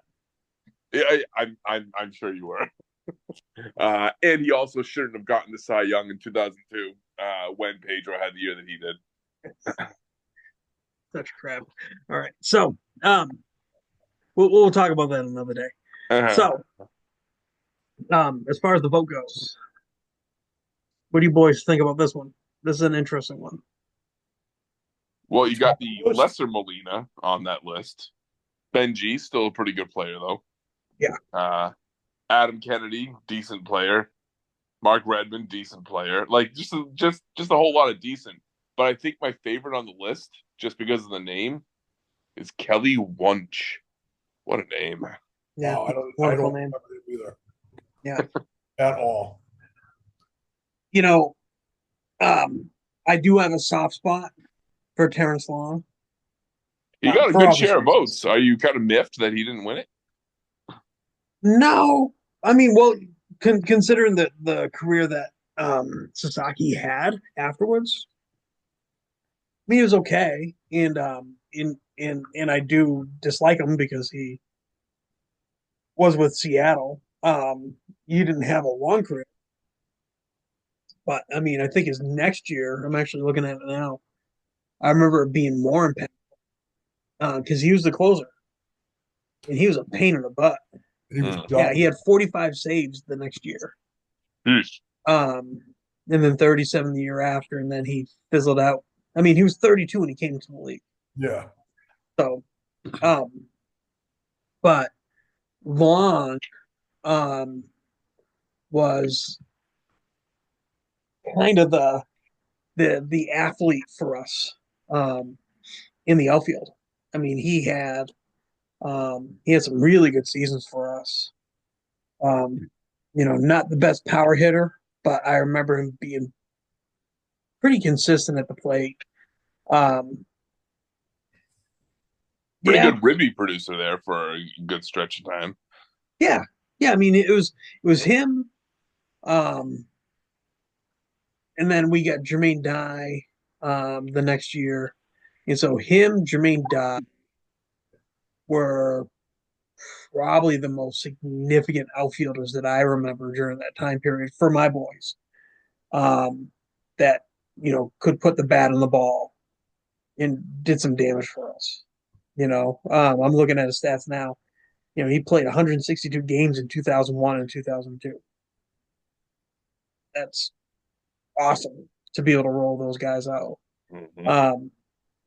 He had the typical Oakland A's batting average, which is reflected by the amount of foul territory Uh-huh. at the Coliseum.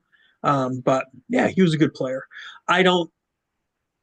I honestly, when I opened up this list, was surprised to see that he got as many votes as he did. Because I remember him being a good player. I don't remember him being that.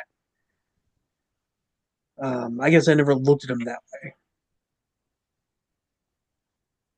I'm not surprised he didn't get, he got some votes, but Kind of a weaker year. Yeah, I'm now looking, with the benefit of time, you can kind of see it's a lull year before the powerhouse next year. yeah, yeah, yeah. I mean, it wasn't a long career for him. I mean, Mm. he went to San Diego, I think, after, and then kind of was it Mets, and he kind of died on the vine. Mm. Um, but I mean, you look back, the Adam Kennedy is probably the guy that I think, him and Zito, and I mean Benji. He's not Yachty, but Benji was a hell of a catcher Mm-hmm. for many years. I think those are the three that I take away as being probably the best players in that class. You'll What do just you guys? have to settle for Beezit's Cy Young 2 years later. Jesus. All right, let's move on, Rolo. Now this year, I don't know if they get the voting right on this one. Yeah, they really neither of them turned out to be very much. No, I mean, talk about two guys sharing the spotlight who absolutely deserved it. Um, I mean, and the funny thing is that if you look at the people like specifically Pujols, the people that he was up against, Yeah. um, anybody else on the top of that list, you might be like, well, I don't think he deserved it. But I mean, Oswald, Jimmy Rollins, Adam Dunn, um, Bud Smith geez. might take the lead for most generic name in the history Yeah, of yeah. But I Bud mean, Smith. Pujols was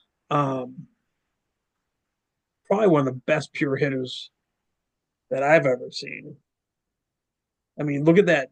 I mean, this was him as a third baseman, by the way. He wasn't even first base yet. Mm. 161 games, 590 at bats, 112 runs, 194 hits, 37 home runs, 130 RBIs, and 69 walks. Just an absolute freaking tank too. Like his arms. Like just seeing him at the plate, and in his stance, he seemed to be like just coiled enough in his stance. Like it wasn't anything ridiculous like you see with some of these other batting stances, but he was just kind of like almost like he was powering up. Like that's the impression I always got, that he was like powering up to just freaking mash the ball to the moon every single time he was at the plate. He was such a good hitter. Mm-hmm. Yeah. And I mean, if you look at his stats, there's a lot of black highlighted on Best Baseball Reference. Uh-huh. A lot. I mean, my Highest man. WAR 6 freaking seasons in a row. Yeah, yeah, yeah. I mean, he was beast. One of 4 players with 700 home runs. Yeah, I mean, that's all you have to say. He's another guy that people can say, um, you asked earlier, Taylor. I didn't even know if we were recording at the time, but guys who kind of stuck around and got long in the tooth. I don't think you were, but he's another guy. And if it wasn't for his last season back in St. Louis and how fondly that's going to be remembered, Yeah. that might have hurt him being the next or one of the next unanimous Hall of Famer. Yep. Along with the other guy we're going to talk about, the Rookie of the Year this year, who I think is another option. But I mean, this guy drafted in the 13th round, which is amazing. Yeah. 11-time All-Star, 3-time MVP, 2-time Gold Glove, batting title, three times Player of the Year, Rookie of the Year, 2 times World Series champion, 6 times Silver Slugger, NLCS MVP, and won the Clemente Award. Jump. I mean, how many guys can you say have 703 home runs and 3,384 hits? Yep. As much of a surefire like gold standard Hall of Famer as Jeter was. I don't know. I guess in my mind's eye, maybe it was just for lack of not watching as many Cardinals games, combined with him having by comparison to his Cardinals career, slightly underwhelming Angels career, mainly because the Angels are also freaking irrelevant. They sucked the life out of him. That my man played forever, by the way. Well, yeah, he played forever, but 20 years. He didn't have, maybe in my mind's eye, as many enigmatic moments or myth making moments. Oh, he certainly did. Jeter did. No, not even close. Not as Jeter, but I remember a couple. Pujols, you know what he strikes me as? He strikes me as the Tim Duncan of Major League Baseball. In comparison, sneaky, one of the greatest players to ever play the game, and yet it shouldn't be sneaky. When you look at his stats, you're like, holy shit. But it just feels like he just kept freaking crushing it at this always sort of kind of under the radar sort of level. At least as far as I could, at least from my perch here in Boston. I will tell you that he was, I don't know, I didn't watch a lot of St. Louis games, but he was probably one of the most, in my mind, impressive players until probably the last 5 years in Anaheim, when he struggled to kind of get around, and he was hurt and a lot. And I mean, talk about historic teams though. You had Albert Pujols, Mike Trout, and Shohei Ohtani sharing the same damn field. Yeah, that's pretty. And yet, crazy. They couldn't do shit. Pitching. Stupid. We already talked about pitching. They spent all their money on hitting, and they pitching.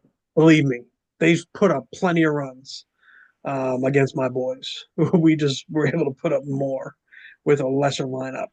Well, there was one thing I wanted to jump in about.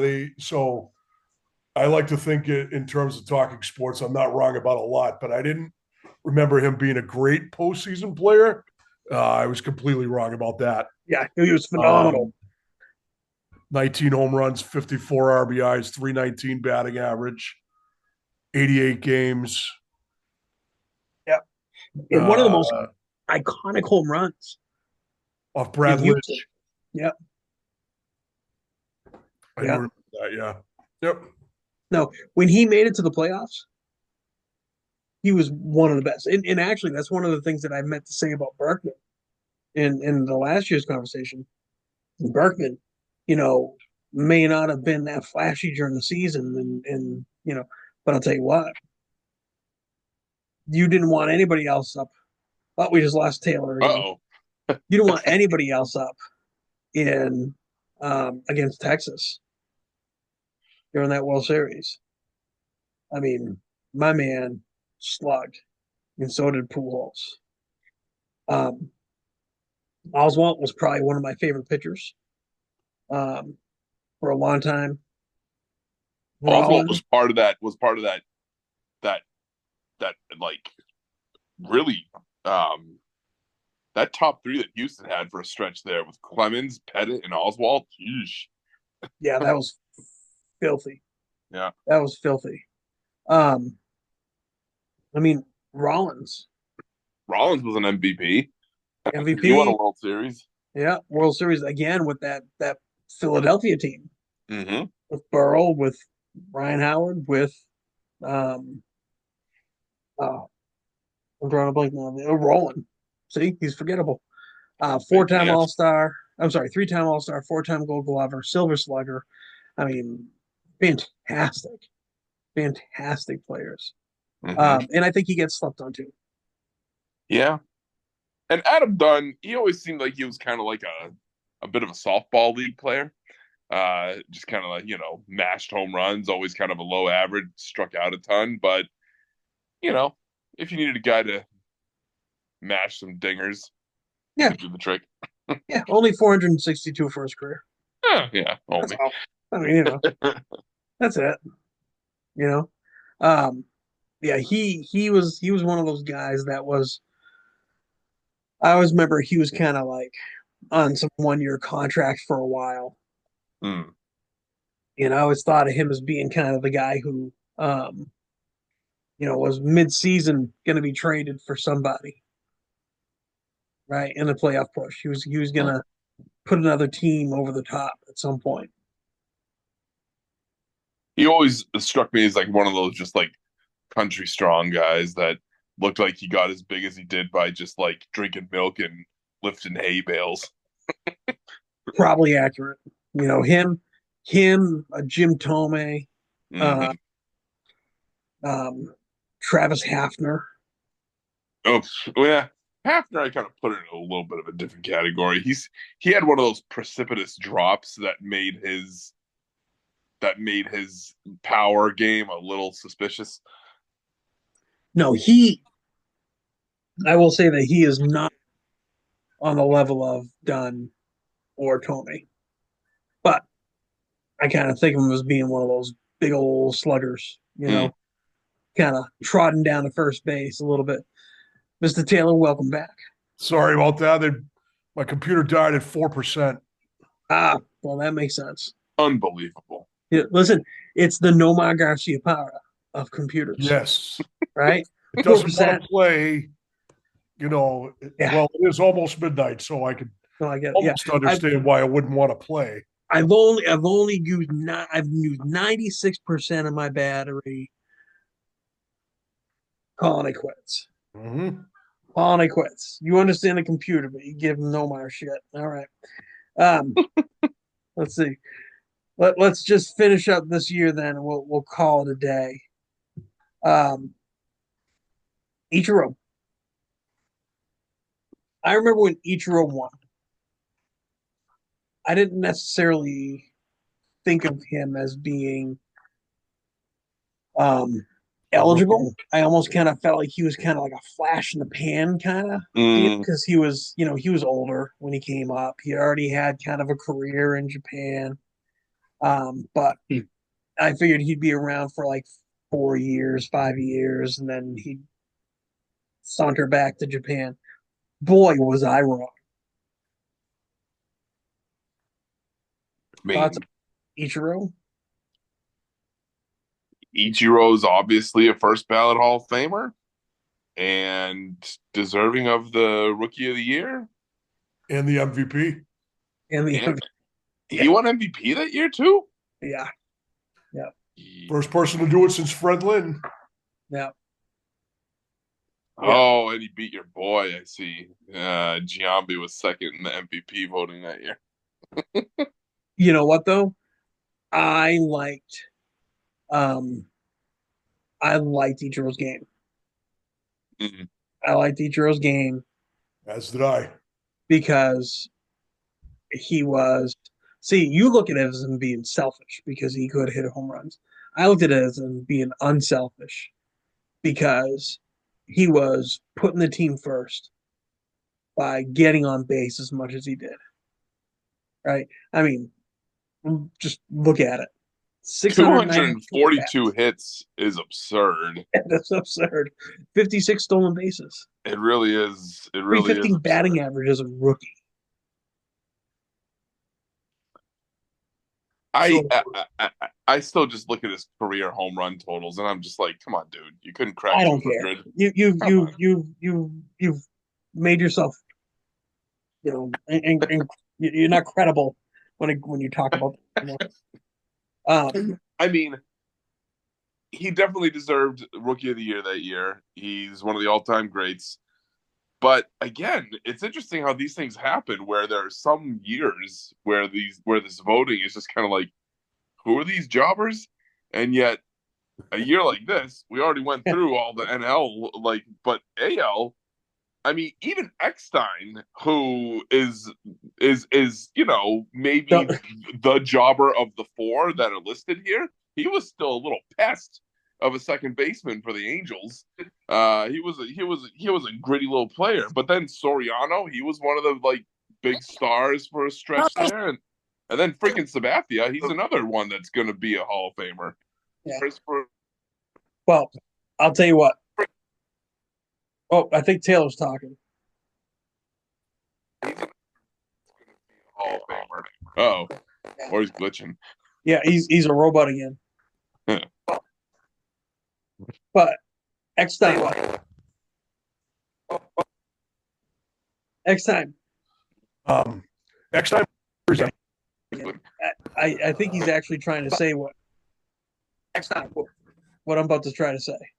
Eckstein, two-time World Series MVP. Well, two-time World Series winner, World Series MVP. World Series. He was the World Series MVP. Yeah. I didn't realize Eckstein, that. World Series MVP. Two-time World Series winner. World Series MVP. He was an impactful player when he needed. And I didn't like him because he was on Anaheim. But I'll tell you what, I respected him. I didn't like him because he was on Anaheim. He was like a proto Pedroia. Just this little pipsqueak second baseman who, did the best that he could. He got the All-Star. I mean, he got the MVP for St. Louis in the World Series. He got the All-Star. I mean, he got the MVP for St. Louis in the World Series. Oh, Taylor is a frozen echo. I think that's my cue, gentlemen. Yeah, I guess so. and actually, now the funny thing is we can hear you now. It's tapped out. Yeah. Any thoughts on this class, real quick, before me and Rolo just polish it on this class, real quick, before me and Rolo just polish it up.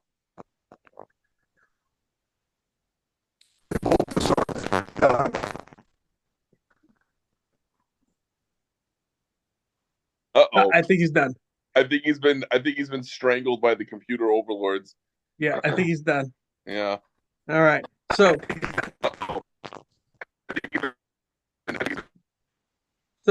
one other guy here. I mean, Sabathia. This is the way we're gonna end the last two. Oh. I think Soriano Hmm. was probably the other big one for us. Yeah. He ended up being pretty historically important too. Mm. as being the catalyst to get the dreaded A-Rod from Texas. Yes, he did. Uh, Yeah. he played some pretty important parts for some pretty significant teams. Obviously, not just the Yankees, um, and not just being the catalyst for Texas, but Hmm. I mean, him as a Cubby, He, had some I mean, he really good was years. he was sort of like the big money player there for him for the Cubs there for a while.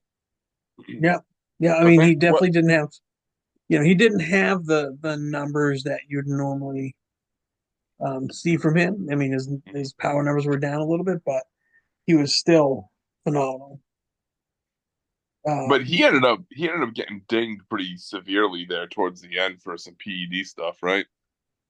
yeah, I don't remember if he gets suspended, but and I could be wrong, but I know he definitely there was some suspect around him, which is not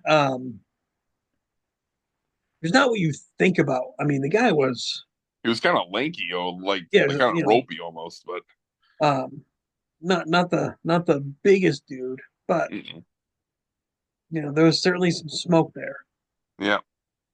Um, but yeah, phenomenal player. Um, Also another one that cracked 400 dingers. yeah, yeah, yeah, sneakily. Hmm. You know, he was one of those guys that you thought about, um, collecting baseball cards back then. He was another one of those chase guys. You Yeah. and then the last one, another guy up for the Hall, CC. What do you think Karsten of CC? Charles, is that his full name? Is that what the CC stands for? So that sounds right to me. I don't know why Yeah. I think I know that, but sounds right. Yeah, Thoughts on Mr. Sabathia, brother? I mean, he uh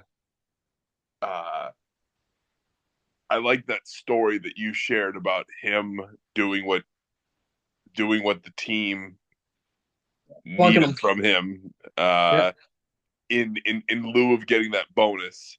yeah, He knew yeah, I gotta, eye for an eye here. I gotta bean one of their players, even though I know I'm gonna get tossed. yeah, And um he just seemed like he was a good dude who also I know had a little stretch there where I think he was struggling with some alcohol use, yeah, but he ended up like kind of owning it and doing something about it and still coming back and having some productive years after that. So I think that's a good kind of role model and also someone who is kind of carried the torch there as being one of the most prominent black players yeah, for MLB at a time when it like the it seemed like um the percentage of black players just seemed to keep kind of dwindling from where it used to be. And uh there's all sorts of, I think, uh theories that have been bandied about that I've heard about that as to why that is. But I think in that respect, he served as a good ambassador of like, hey, like this is a sport to pursue too, and maybe yeah, someone to look up to. yeah. I mean, I don't know how many more we're going to see, but 3,000 strikeout club, right? 3,000 innings. Hmm. Was a everyday get the ball kind of guy. I Yeah. mean, innings pitched 180, 210. I'm not going to read them all. 241, 253, 230, 237 twice in a row. And then towards the end of his career, he had a injured season in Mm. 2014, but his low was the last year at 107, and he took the mound for 18 years. He always took the mound. Always seemed just reliable in that sense. Yeah, I think um, I think he's a Hall of Famer. I do. He always looked a little uncomfortable in his uniform, though. Well, he's 300 pounds, I always, I six always six, feel 300 like pounds. whenever he would deliver the pitch, he always was kind of doing the like Yeah. Well, because he had to wear a tarp for a jersey, yeah. and it would always say, um, He's a but yeah, big dude. yeah. I mean, that's a significant amount of man that you put up on the mound Uh-huh. uh, in the middle of July. Yeah, Um, yeah. but no matter how poetically we wax about these other four that received votes that I mean the other three that received votes that year, Ichiro is far and away, I think. Um, not only did he win that year, um, probably one of the best players. So um, here's his first year, his accolades. If you haven't looked him up, he was an All Star, Hmm. MVP, a Rookie of the Year, Gold Glove winner, and Silver Slugger. That's pretty ridiculous. That is that's really ridiculous. That's And ridiculous.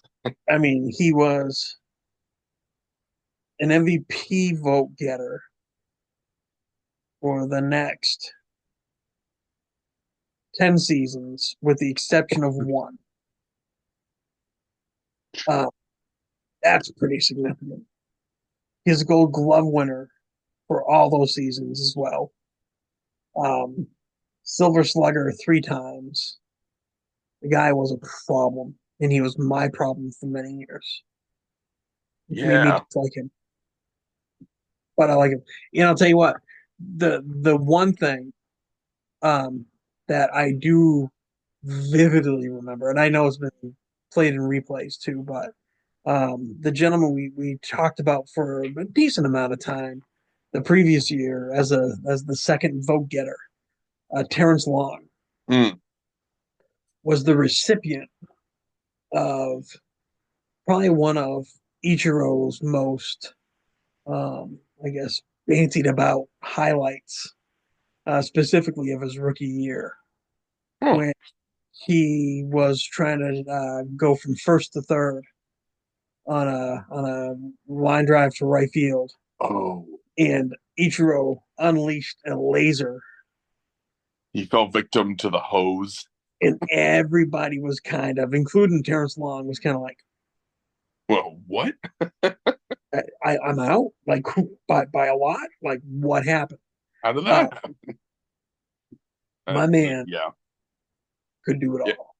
I sort of feel like that is that is something that I feel like can occasionally be underappreciated as part of being a really great fielder, particularly an outfielder, is the freaking cannon that you have as an arm throwing it in, because so much of the attention is the spotlight is put on like the flashy like catch, Mhm. that there's maybe not always as much attention on um even the little things, like if it was a deep, you know, like a base hit in the gap, but Ichiro's able to get to it because of his arm, he might keep something that Oh, was yeah, going to be a double into a single because he can just gun it in so fast and so strongly. Um, and one of those things too that sometimes doesn't always. There are some players when you look at them, you're like, how do you not throw harder? Like someone like Johnny Damon, I would always look at him and be like, he looks like he should be able to throw the ball harder than he does, and he just had a pop gun for an arm. And yet Ichiro, at least when you look at him in his uniform, he just seemed to be a little more like wiry almost. Mhm. But it just shows that, and you would know better than I, that so much of it is just the motion in what you put into the throw, and that it really doesn't have much to Attention. do with how much muscle you put behind it. I mean, look at one of your favorites, Pedro. Yeah, yeah, he You was know, an old guy too. he CC Sabathia could eat him. Mm, yep. I mean, that's just it's just what it is. But I'll tell you what, you know, on this list, even last week's, Larry Walker came up. Mm. Larry Walker had a cannon. We didn't really talk about Vladimir Guerrero. Mm. Oh yeah, Vladdy had a Years can. before. Oh yeah. And Jose Guillen for Pittsburgh. Again, another guy. I remember nobody running on him. And just could launch. And that's why those right fielders are when you think about like rec softball or a lot of the non-professional league, Uh-huh. you kind of put your worst player out there. Yeah. Not in MLB. Mm-hmm.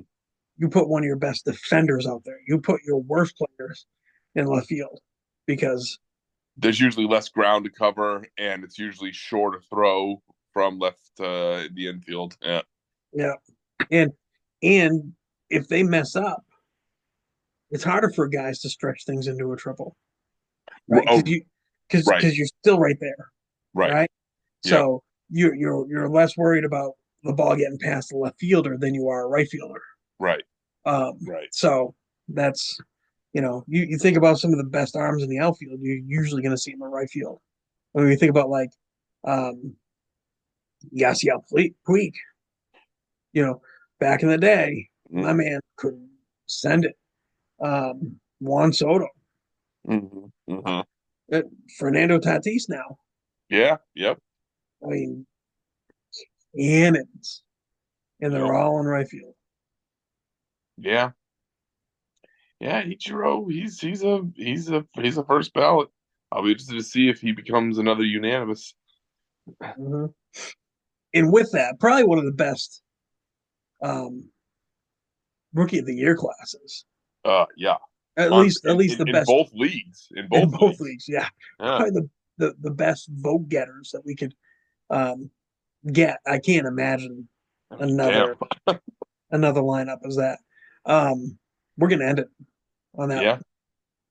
So We'll be able to lead off the next episode recapping this year to see see if Matt has any lingering thoughts on Ichiro in particular, since he unfortunately got commandeered by his computer overlords. yeah, well, I'm pretty sure he was about to wax poetic on Eckstein. I think both Mr. Taylor and I, listening to you saying that he was kind of a flub, we're a little surprised. So because he was certainly trying to interject. But yeah, so we'll continue this one next week, and sounds like we're gonna make this a 4-part series for the Rookie of the Year. So I'm interested in Cy Young and MVP coming up because this may take us into the the regular season. Take us to pitchers and catchers. Yeah. Rolo, it's been real, brother. Always a pleasure. Thank you, sir.